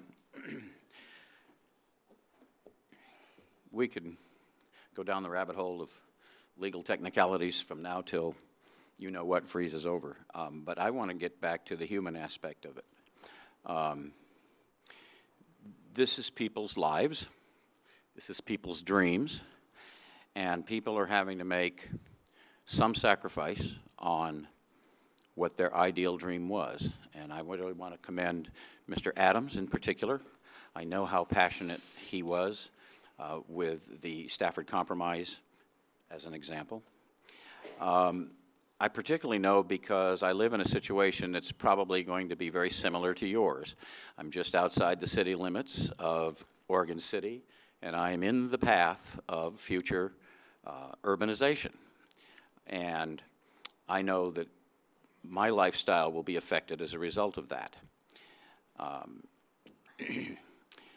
The fact that people were willing to look at the universe of possibilities in this particular situation and compromise, I think, should not be lost in all of this discussion. So personally, I do believe it is time to move forward. I do believe we can have a motion that addresses the immediate concerns of the cities to be able to have their discussions. But I do think it's important to move forward, remembering that people's lives and hopes and dreams are in the balance in this. And yes, it's been 10 years or 8 years or pick a number of years, however long it has been. From my perspective, it's been about 5 months. 14. And I don't know how Jim put up with for 8 years, Jim, frankly, because I'm sort of one that likes to get it done. So that's the only comments I have. I just think we need to remember that this is about people's lives, and it's not just about legalisms. So I hope we vote accordingly. Commissioner Savas. This is important. I want to make sure we get it right. So I would respectfully request maybe we just recess for about 5-10 minutes to allow our legal staff to put together that language of the motion that captures what we've discussed here today. You need 5 minutes? 5-10 minutes? Can you do that? 2. Is that enough? 2? 1, 30 seconds? Okay. Okay, we'll recess for 5 minutes. Okay. Are we kicking this off to the 23rd, but we're given direction in the interim? We're approving this in concept and theory, but we're going to formalize everything on the 23rd? 23rd? In concept, theory, substance, no substantive changes to We're the not, IGA. we're not kicking it off to the 23rd. We're saying we're going to adopt this. I think we I think we are. Adopting the IGA in substance. Well, that's what you think, but we No, haven't voted. I was going with what they said. I like what they said. So Which I'll is? ask them to codify it, that we're actually going to, the finalization that I can't repeat their words, but I thought what they said made sense to me. It resonated with me. What did you say? I believe we were talking about that this board is in agreement in concept with the terms set forth in the IGA as presented in final form today, with some minor modifications that will be finalized in short order, and that they will be encouraging the cities to likewise join them, and that you would be formalizing that document with signature on the 23rd, at which time you will likewise formally adopt the revised and supplemental findings and finalize both on the 23rd itself. So we're just basically on the 23rd signing.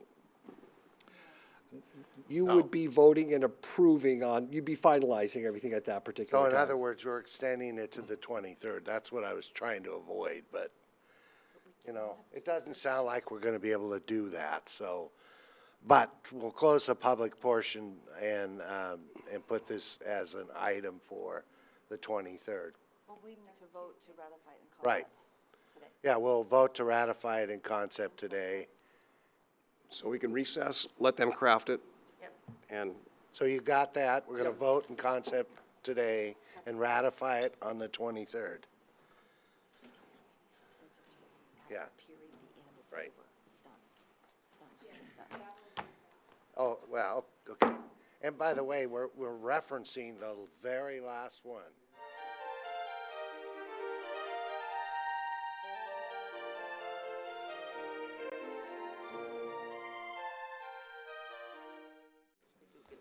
All right, with that, we're back. Now I got to remember where we are. We have had the public hearing. We're considering a motion, and is there any, well, we'll consider the motion now. Is there a motion? Mr. Chairman, I move we approve the intergovernmental agreement between Clackamas County, Metro, the City of Lake Oswego, the City of Tualatin, and the City of West Linn, as set forth in the 510 final form with minor modifications as finalized by staff and presented for formal approval on May 23rd, 2017 at 8:30 a.m. Second. It's been moved and seconded to approve the intergovernmental agreement between Clackamas County Metro, City of Lake Oswego, and the City of Tualatin, the City of West Linn, as set forth in the 510 final form with minor modification as finalized by staff and presented for formal approval on May 23rd, 2017 at 8:30 a.m. in a signing ceremony. I added that. Good. Any further discussion? Just a clarifying question, and that is,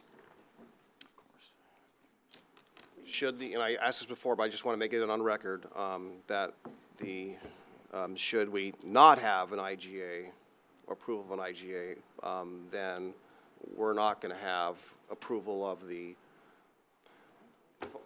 urban rural reserve findings, correct? Today? No, not today, but, No. but come May 23rd. Come May 23rd, if we do not have an agreement on an IGA, then we do not have authority or approval for the urban rural reserves designations. That's correct if that's the direction that the board wants to go. Now, we could always modify the findings to eliminate any reference to the IGA. So there's a couple different ways that we could approach that. We are also going to modify here, jumping to a reference to the second hearing today, we're going to recommend that you move the adoption of the ordinance associated with the findings to the 23rd. So as we explained, everything can happen concurrently. There is no requirement that you approve this IGA in order to approve the findings. So you could do the findings without the IGA at all. If the IGA discussion fails, we would recommend push forward with the findings with a minor tweak to the reference to the IGA itself. Well, that's not, in my conversation earlier, we had, when you were crafting that, that's a little bit different. So if it's, to me, my understanding is that the IGA, the approval of the findings and the reserves is contingent upon a signed and agreed upon IGA. That's my intention. That's what I heard, and I think that's what's, I think Commissioner Schrader, I won't put any words in her mouth either, but I think that's what we have the understanding of. I think after 14 years, excuse me, Chair, if I may say that, this is the right way to go at this point. We have to finalize this. I understand my colleagues need this frustration that we've got to do it, and we are so very close. My concern with the findings right now, if we can do something in principle, I can get there, but right now the findings reference the IGA, so we really can't say yes to something today that references, okay, this document that hasn't been signed yet. So that's why we're talking about concepts and principles now, because we're almost there, and we're trying to find the middle ground to give people the space and time to get there and make sure everybody is listened to. That is our cities, that is Stafford, that is the Stafford landowners, everyone who's been involved in this for all these years.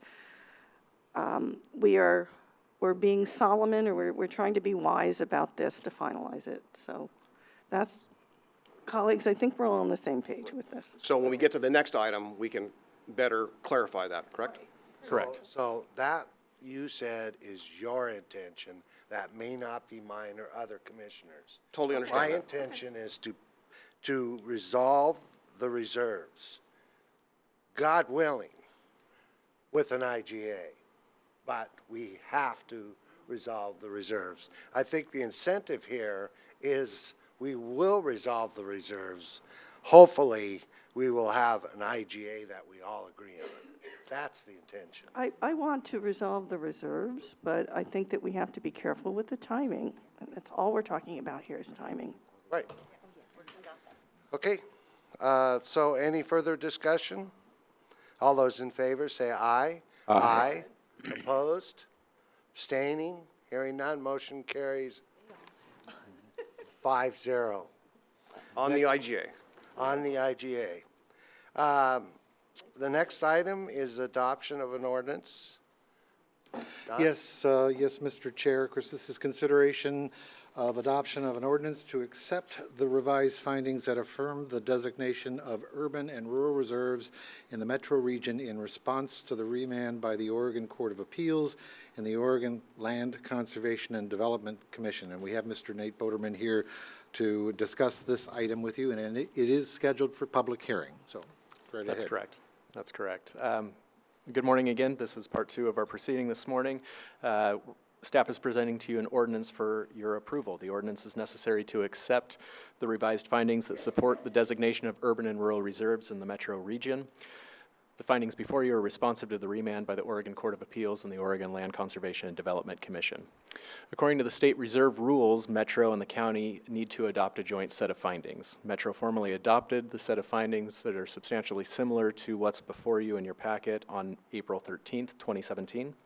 Metro's adopted findings were before you in 3 separate hearings last month in April.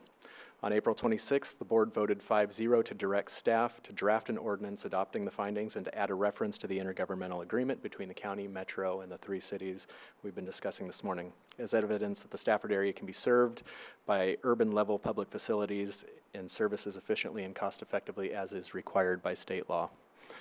The findings attached to the ordinance have been updated to include references to the IGA on page 41 and 44 of the findings. I'll direct your attention to page 41, and bear with me, I'm going to read this into the record, where it says, acknowledging the constraints to urbanization discussed above, the existence of the IGA and the promises contained therein support the determination by Metro and Clackamas County that the designation of Stafford areas 4A, 4B, and 4C as urban reserves is, on balance, supportable under the urban reserve factors contained in ORS 195.145 sub 5 and OAR 660.027-0050. The attorney for the cities of Lake Oswego, West Linn, and Tualatin requested that the language in this passage be slightly modified to note that the existence of the IGA and the promises contained therein is necessary to support the determination by Metro and Clackamas County. So this change essentially strengthens the language, so instead of support, the findings now note that the IGA is necessary to support the determination. A similar change was requested on page 44, where it says the execution of the 5-party IGA and the promises contained therein support the determination by Metro and Clackamas County that the designation of area 4D as urban reserve is, on balance, supportable under the urban reserve factors contained in ORS 195.145 sub 5 and OAR 660.027-0050. The same change would be made to this finding to note that the IGA is necessary to support the urban reserve designations made by Metro and the county. So as I noted, the change was proposed by the attorneys representing all the cities of Lake Oswego, West Linn, and Tualatin. County staff and Metro staff support the change as it fulfills an obligation under the terms of the intergovernmental agreement. And since you'll be taking testimony and evidence here in just a moment, I'll go ahead and enter into the record that version of the IGA that has been discussed this morning. We'll go ahead and supplement that if on the 23rd you approve a different version, but we need to have that inserted into the record so we know which IGA we're talking about, of course. In addition to the adoption of the findings, the ordinance also acknowledges Multnomah County's findings for purposes of complying with the state rule requirements that Metro and all affected counties adopt a joint set of findings. So again, this is a state rule requirement. Finally, the ordinance authorizes Metro to assemble all the materials adopted by Clackamas County and Multnomah County and jointly submit the materials on behalf of Clackamas County. Again, this is necessary to comply with the state rule requirements that there be a joint and concurrent submittal to the adopted ordinance materials implementing the urban and reserve designations to the Oregon Land Conservation and Development Commission. I'll note that this is consistent with the process that was used several years ago during the original adoption of the reserves, and so we are just now formalizing it in the same way. So it's staff's recommendation that you take testimony this morning, that you do a first reading of the adoption, or I'm sorry, a first reading of the ordinance, and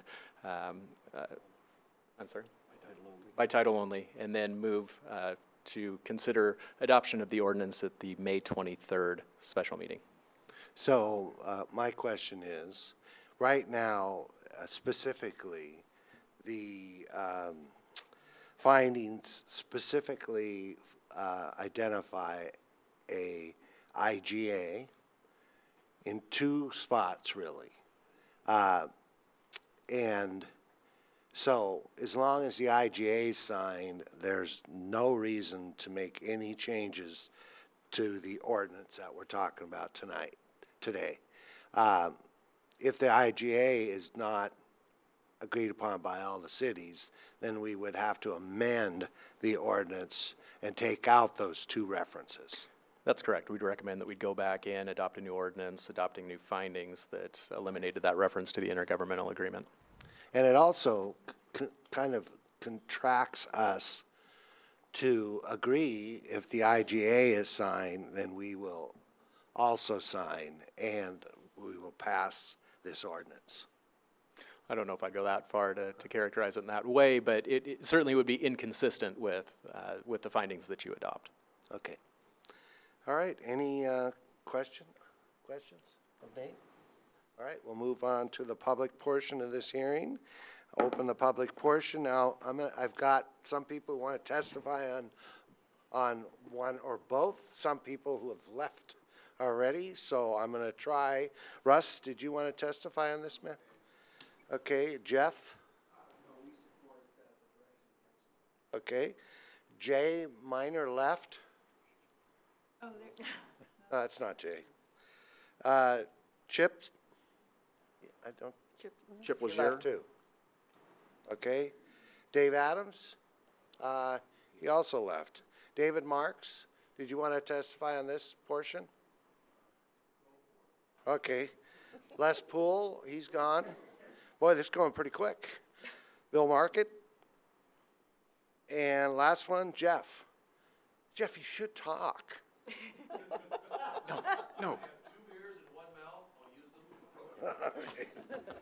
All right, with that, we'll close the public portion of this hearing and ask for a motion. Mr. Chairman, I move we read the ordinance by title only. Is there a second? I'll second. Been moved and seconded to read the ordinance by title only. Any further discussion? With that, all those in favor say aye. Aye. Aye. Opposed? Abstaining? Hearing none, the motion carries 1, 2, 3, 4, 5, 0. Thank you. To read the ordinance by Oh, title only. yeah, excuse me, you gotta read it. This is going to be ordinance 06-2017. An ordinance for the purpose of responding to the remand from the Oregon Court of Appeals and the Land Conservation and Development Commission regarding the designation of urban and rural reserves in the metro region. Okay, so with that, we've already voted. And so I'm going to announce that the second reading and adoption of this ordinance will be on Tuesday, May 23rd, 2017 at 8:30 a.m. at a special public hearing. With that, thank you very much. We'll move on to the next items on the agenda. You guys have to stay. No, I'm just kidding. Mr. Chairman, I need to leave. I had a commitment at noon and with another mayor, so if you will forgive me. Okay, everyone else is here, right? Yep. Okay. Let me see. So now I'm going to announce that the board will recess as the Board of County Commissioners and convene at a very exciting special district number 5 board for the next several public hearings. Wendy. So, Mr. Chair, we have Wendy Coriel, who manages our street lighting service district, here to talk with you about a number of board orders involving forming assessment areas for the purposes of providing street lighting. So, Wendy, go right ahead. Okay, good morning, Commissioners. I'm Wendy Coriel, representing Clackamas County Service District Number 5, which is the district responsible for street lighting in the unincorporated areas of Clackamas County and also for the city of Happy Valley. Street lighting is required as conditions of approval for all new residential, commercial, industrial, multifamily developments within the urban areas of Clackamas County and in the city of Happy Valley. Street lighting can also be installed through the district's petitioning process. Today there are 10 items service areas for your consideration, 7 in which are in the unincorporated areas of Clackamas County, and 3 are in the city of Happy Valley. The first 3 areas for your consideration are area 0116, a 3-lot partition on River Road, area 33-16, which is a 3-lot partition on Risley Avenue, and 11-17, which is Jennings Lodge Estates. It's a 62-lot subdivision on Morse Court. We will have Cobra lights on poles, and some will be on fiberglass poles, some on wood. These will come under rate B at $51.03 per tax lot each year. The next area for your consideration is area 1717, which is Garland Estates, 10-lot subdivision on Southeast Courtney Avenue. We'll have Cobra lights and be using fiberglass poles. These will come at a rate C at $71.55 per tax lot each year. The next 4 areas for your consideration are areas 05-16, which is Rosewood Terrace 203-unit apartment building. That's going to be located on Audie Road. Area 34-16, which is a 2-metal storage building on Southeast Rothy Road. Area 45-16, which is Christilla Commons. It's a 4-lot commercial subdivision on Southeast 162nd Avenue. That's in Happy Valley. And then area 63-16, which is a Taco Bell restaurant, which will be located on Southeast 82nd Avenue. All of these will have Cobra lights on aluminum poles, and these will come under commercial rate D at $1.28 per frontage foot per tax lot each year. Can I ask about this one? Yep. So these are individual businesses that have requested a light, and they have committed to paying so much per foot. That is correct. Okay. And when you say request lighting, it's through the district's process through the planning approval. Oh, so and so it's truly with the approval of them moving forward with a commercial project that we condition it in their land use conditions of approval. All right, thank you. The next area is area 51-16. This is Addison Meadows. It's a 30-lot subdivision, and this is located on Southeast 152nd Drive. This is also in Happy Valley. This will have Cobra lights on fiberglass poles. These will come under rate J at $1.2457 per tax lot each year. Next area is, and I think this is the last area. This is area 41-16. This is Mitchell Park 7-lot subdivision on Southeast 129th Avenue, also in Happy Valley. We'll be using a decorative style Westbrook light and pole.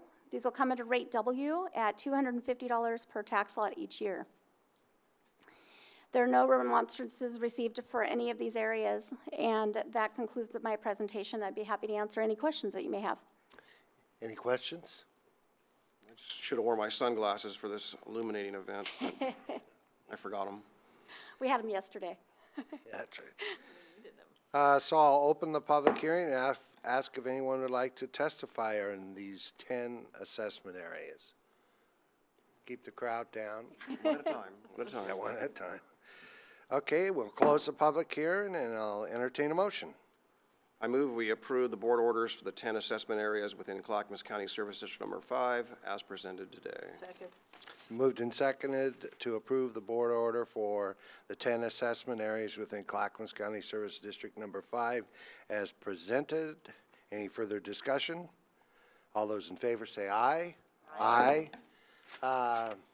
With that, that's 1, 2, 3, 4, 0. Thank you.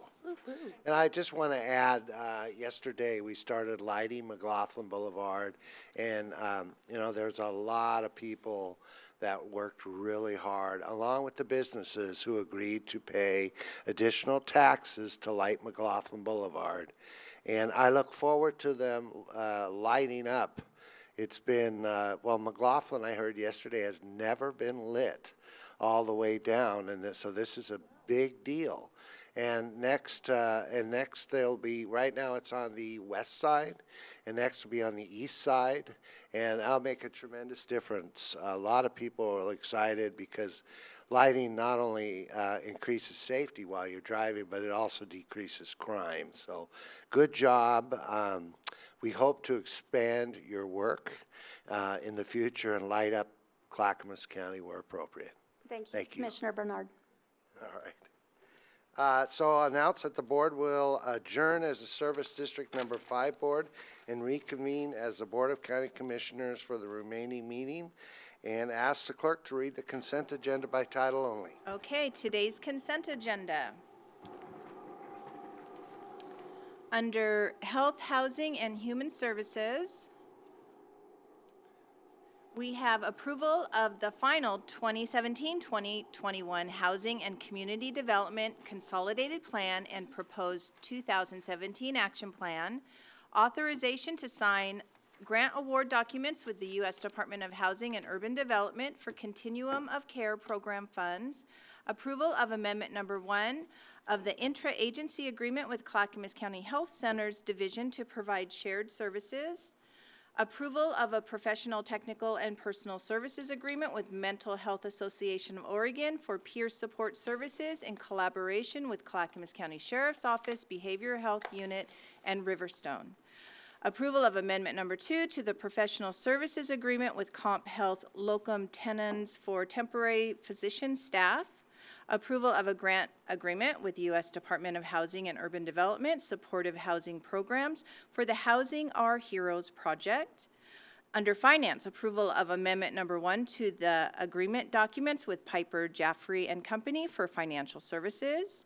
And approval for Clackamas County Public Health Division to purchase video laryngoscopes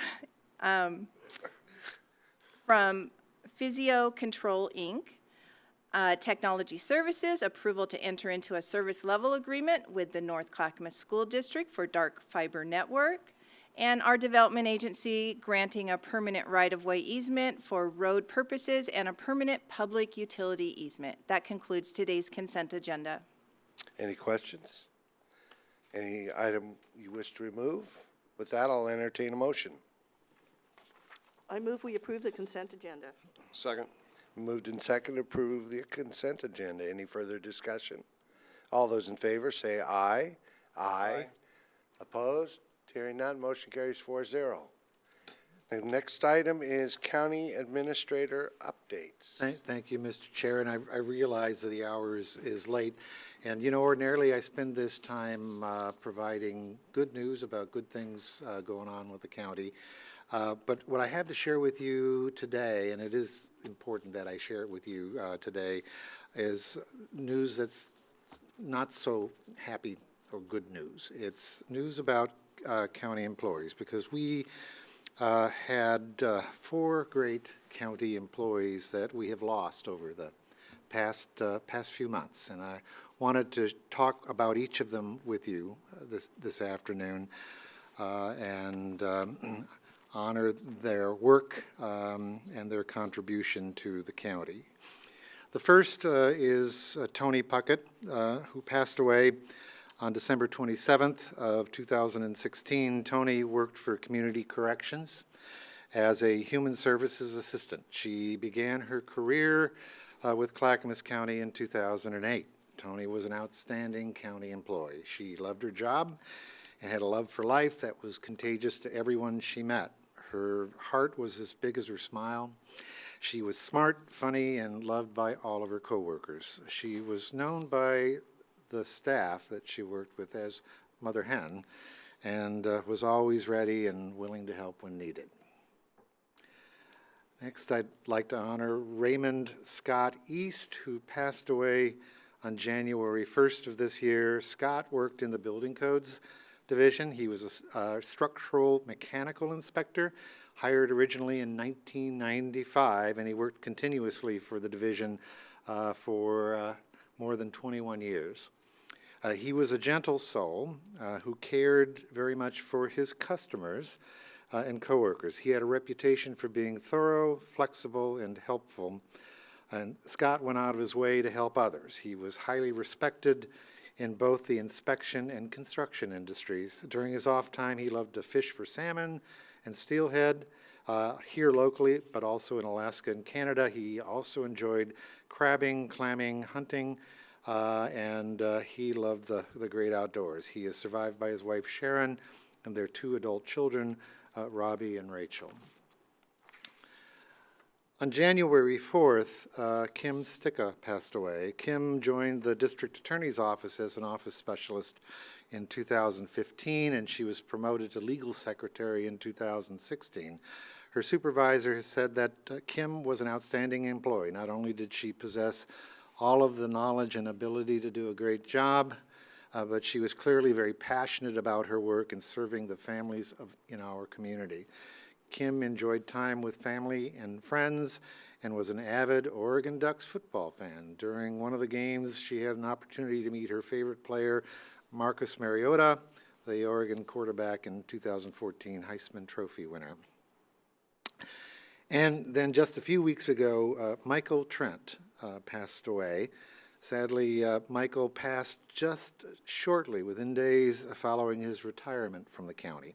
He worked for Water Environment Services at the Tri-City plant as a wastewater manager since 1992. His coworkers said that Michael was the type of person that many of us aspire to be: patient, respectful, knowledgeable, and dedicated. He was committed to his job, steadfastly focused on advancing our industry, and he was proud to serve the public. In 2014, Michael received the prestigious William D. Hatfield Award for Outstanding Performance and Professionalism. He will be remembered as a great guy, kind and thoughtful, He was a man of integrity, humility, and grace. And I will say this, the first time I met him shortly after I arrived here in Clackamas County, he had done his research because he took me on a tour of the Tri-City plant, and he knew everything I knew and didn't know about wastewater treatment from my prior work up in Washington State. He was a great guy. These employees, all 4 of them, will be greatly missed by all of us who knew them, so please join me for a moment of silence to honor these 4 valued employees as we lost them all too soon: Tony, Scott, Kim, and Michael.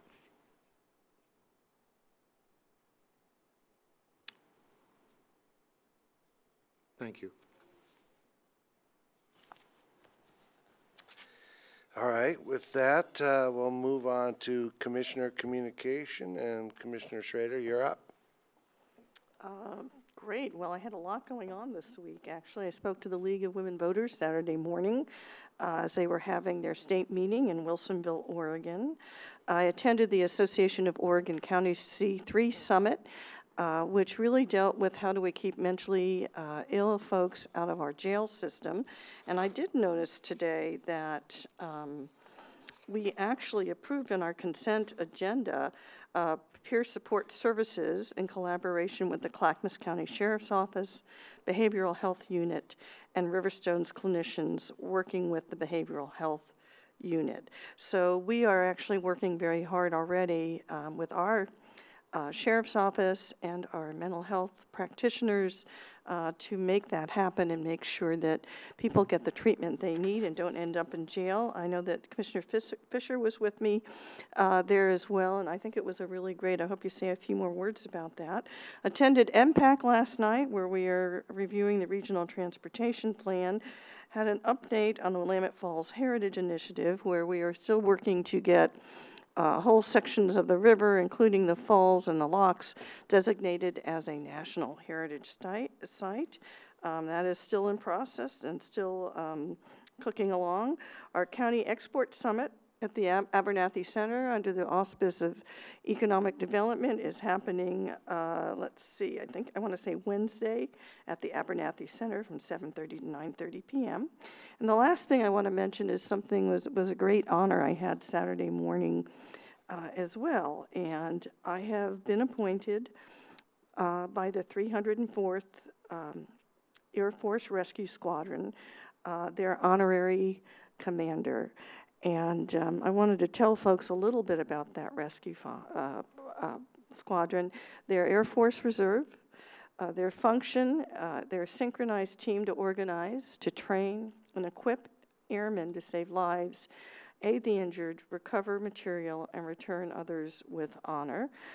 They provide a combat-ready rescue force capable of worldwide deployment, and basically they are based at the Portland Air National Guard Unit. The 304th Rescue Squadron is the name of it. It is actually part of the Department of Defense's combat search and rescue capability teams. It's 304th is separated and is essentially from part of its other units, and is part of the 943rd Rescue Group at Davis Monthan Air Force Base in Arizona, and they also have another unit, the 920th Rescue Wings at Patrick Air Force Base, Florida. The reason why this is significant right now is that they are being deployed. I'm not going to mention where they are going to be deployed. However, it is a significant hotspot. They are the teams that go into areas of danger and rescue people. They also recently helped on a search and rescue up on Mount Hood. They oftentimes help with our guard and our sheriff's office as well. This is particularly a great honor for me because I got called by their information officer, and he said, "Martha, we would really like you to do this." And I will take this honor very seriously. I'll be working with the spouse, the key spouses of that unit, to make sure that families are taken care of while the men and women of the unit are deployed to these hotspots. I'll be hopefully hosting events with them and for them, and I am hopeful that they will also participate in our Housing Our Heroes programs to help us make sure that homeless veterans get a place to stay. So I was very, very honored, and I want to just say God bless all those men and women. We wish them well, and let's all pray they get back safely from where they're going as they put themselves in peril for our city, our county, and our nation. Commissioner Savas. Yes. Oh, for later? Yeah. Or later is now? Now. Okay. Okay, now, but Okay. do what you're going to say first. All right. So I will, I just wanted to speak a little bit, Jim referenced earlier the lighting ceremony yesterday, and what I really wanted to talk about it, knowing that safety and lighting and all those things are really important. Those were the drivers to that, but it was also about community and working together with others. And this has been it was a very difficult process, but the work that is done in our communities where people come together, galvanize with one another, you can accomplish what you want. I think the world's in front of you when you collaborate and work with others, and I think that takes an attitude of inclusiveness and not exclusiveness, and this is just one example. And so it was very warming to be there yesterday and to reflect back on how we got to this lighting district. But this morning at the West Side Economic Alliance, there was basically the highlight or the feature of the event was the mayors of Washington County working together, and they've accomplished a lot of fantastic things, and they've been highly successful. And we always have our differences, but they have come together and galvanized repeatedly over and over, whether it's roads, whether it's transportation, sewer, whatever those issues are. And what they spoke about today, and I think they all touched on it and recognized really the need for housing for those who are not so fortunate and those needs, and also spoke to the positive things that are happening in their communities as well. But I was just thinking a little dash in Clackamas County of collaborativeness from time to time would be a good thing. I think it's a little good dose of reality, and just bearing in mind that we can do some great things if we all work together, aside from our differences. So I have a couple things apparently. So I'm going to read the arts and culture activities that Commissioner Schrader asked me to read, and Martha is going to put that, or not Martha, but whatever your name is. Mary. And so arts and cultures activity in the county. Second second Friday film, Look at Us Now, Mother, a humorous, moving, intimate, and courageous film following the transformation of an abusive mother and a tumultuous mother-daughter relationship to that of acceptance and love as we follow the personal story of the filmmaker. That's on Friday, May 12th, 6:30 p.m. at the End of Oregon Trail Interpretive Center in Oregon City. And the New Century Players presents Persuasion, an insightful and heart-touching adaptation of love and loss in Regency, England. Adaptation written by Jennifer LeBlanc, based on Jane Austen's novel of the same name. That's Friday and Saturday, May 12th and 13th, 7:30 p.m., and Sunday, May 14th, 2 p.m. at Roseville Performing Arts Center in Milwaukee, which is a brand-new performing arts center. I would encourage everyone to get out there and at least, if nothing else, see the vast improvements at Roseville. They did a fantastic remodel there. And that's what I have for today. Commissioner Fisher. Thank you, Mr. Chair. I had a very busy week. I'm not going to go over all of the activities of the week, just a couple of the highlights. I did want to mention that I toured French Prairie, and one of the topics of discussion that we have not focused on as we've been looking at the urban and rural reserves is the rural reserves. And driving through French Prairie and seeing all that farmland ready to be planted and all of the interesting crops and smells and adventures in French Prairie really lead me to the importance of resolving the urban and rural reserves issue.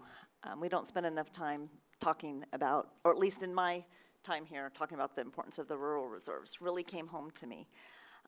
Couple other things I wanted to mention. Commissioner Schrader and I did attend the Stepping Up conference in Salem, which is about reducing mental illness in our jails. We in Clackamas County are a serious leader around the state. We are paving the way, and other counties look to us. It was such an honor to be there and to hear what's happening all around the state and to recognize how important the work we do. Mary Rumbaugh presented at the conference, and it was very enlightening and very lot to be proud of here from Clackamas County. Also wanted to mention I was out this morning in Beaver Creek Hamlet. I got a tour of the area. Bill Merchant took me around, and I'm continue on my journey of learning all of our communities in Clackamas County, and it's just an honor and a privilege to be in this role and appreciating the diversity and the community and the caring that exists in Clackamas County. Great. So, one last thing I did want to mention. I was out at Red Lodge, and I have this. Ed Edmo presented me with this necklace. Red Lodge, which I know that all of you have been part of because you were part of the decision-making that encouraged our community block grant to provide a loan for the house. I was there. I saw the house. It is in the final stages of having the cosmetic work done so that services to women, American Indian women leaving prison, will have a transitional place, somewhat of a resting place to be when they transition back into their lives. It was inspiring, it was purposeful, and I must say that if you all should go see the property if you haven't. It is going to be a beautiful sanctuary for women transitioning out of prison. So I just wanted to say that I was there and very inspired, so thank you. Great, thank you. Commissioner Fisher and I visited a couple of affordable housing projects and some potential ones. You know, I think at the mayor's event in Washington County, every city is working on affordable housing, and I'd like to see the county step up a little bit more and look at different ways of doing affordable housing. I think the last project was $248 a square foot. $265,000 per unit. Yeah. Okay. Yeah. Enough said. What's the unit size? That's about right. And we looked at some that was, didn't she say 70? 70 per foot? And they go from 1, 2 to 3 bedroom places. And part of that is, I would say that when you when you do a development like that and you get a lot of county money and a lot of state funds, it tends to drive up the price rather than down the price. But anyway, it's pretty innovative. Also, I got a compliment today about our CSAP program. One of folks I know at that breakfast has a relative who's going through our CSAP program who had lots of compliments about it. And that facility is in Milwaukee. And CSAP was a program. Anyone remember what that means? CSAP? Drug treatment. Yeah, it's a drug treatment program. That's all I can say. Controlled substance, I don't know. Abuse program, I don't know. Yep. Anyway, I thought that was great. And then, I appreciate that we've almost got the reserves behind us. I've been dreaming about this for a long time. I have concerns about the IGA and the impact it has on property owners. I mean, I've heard a comparison between the owners of land south of the Willamette who wanted to develop, who bought land knowing that state law did not allow it. Development south of the Willamette on fantastic farmland versus people who bought land in an area that's been in and out of the UGB so many times it's like it's on a rubber band. So there's quite a difference in comparison. Damascus too. Damascus was totally different. I was at MPAC the day that Damascus came in, and it took place in the aisle. One of the commissioners in Clackamas County said it's Clackamas County's turn, and that's pretty much as far as they did what they did. They didn't do anything but bring it in and then hope that folks would get together. And I did go to some of those early meetings, and they were very positive. I was really excited about the potential in Damascus. Well, now it's gone, and Happy Valley's looking to go that way, and hopefully they're looking at employment lands. And eventually we'll get phase 2 of the Sunrise done and open up more employment lands. And after we get some of our main road issues resolved, I think Clackamas County should focus on getting phase 2 of the Sunrise done. With that, we're going to move on to the dog. And this is an Italian name. Meatball?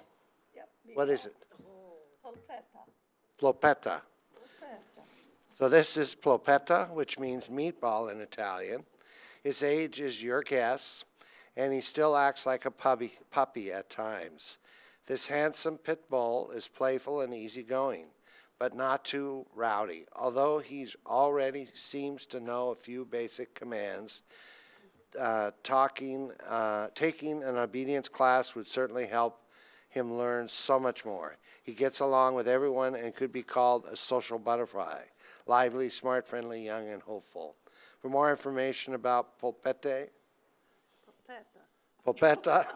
see, this is why I didn't take Italian. Oh, okay. Please contact Clackamas County Dog Services at 503-655-8628 or www.clackamas.us/dogs. And I just want to note that we get a lot of pit bulls in our facility, which makes you wonder what the problem is with pit bulls. But this one seems to be a very nice dog. Nice color, too.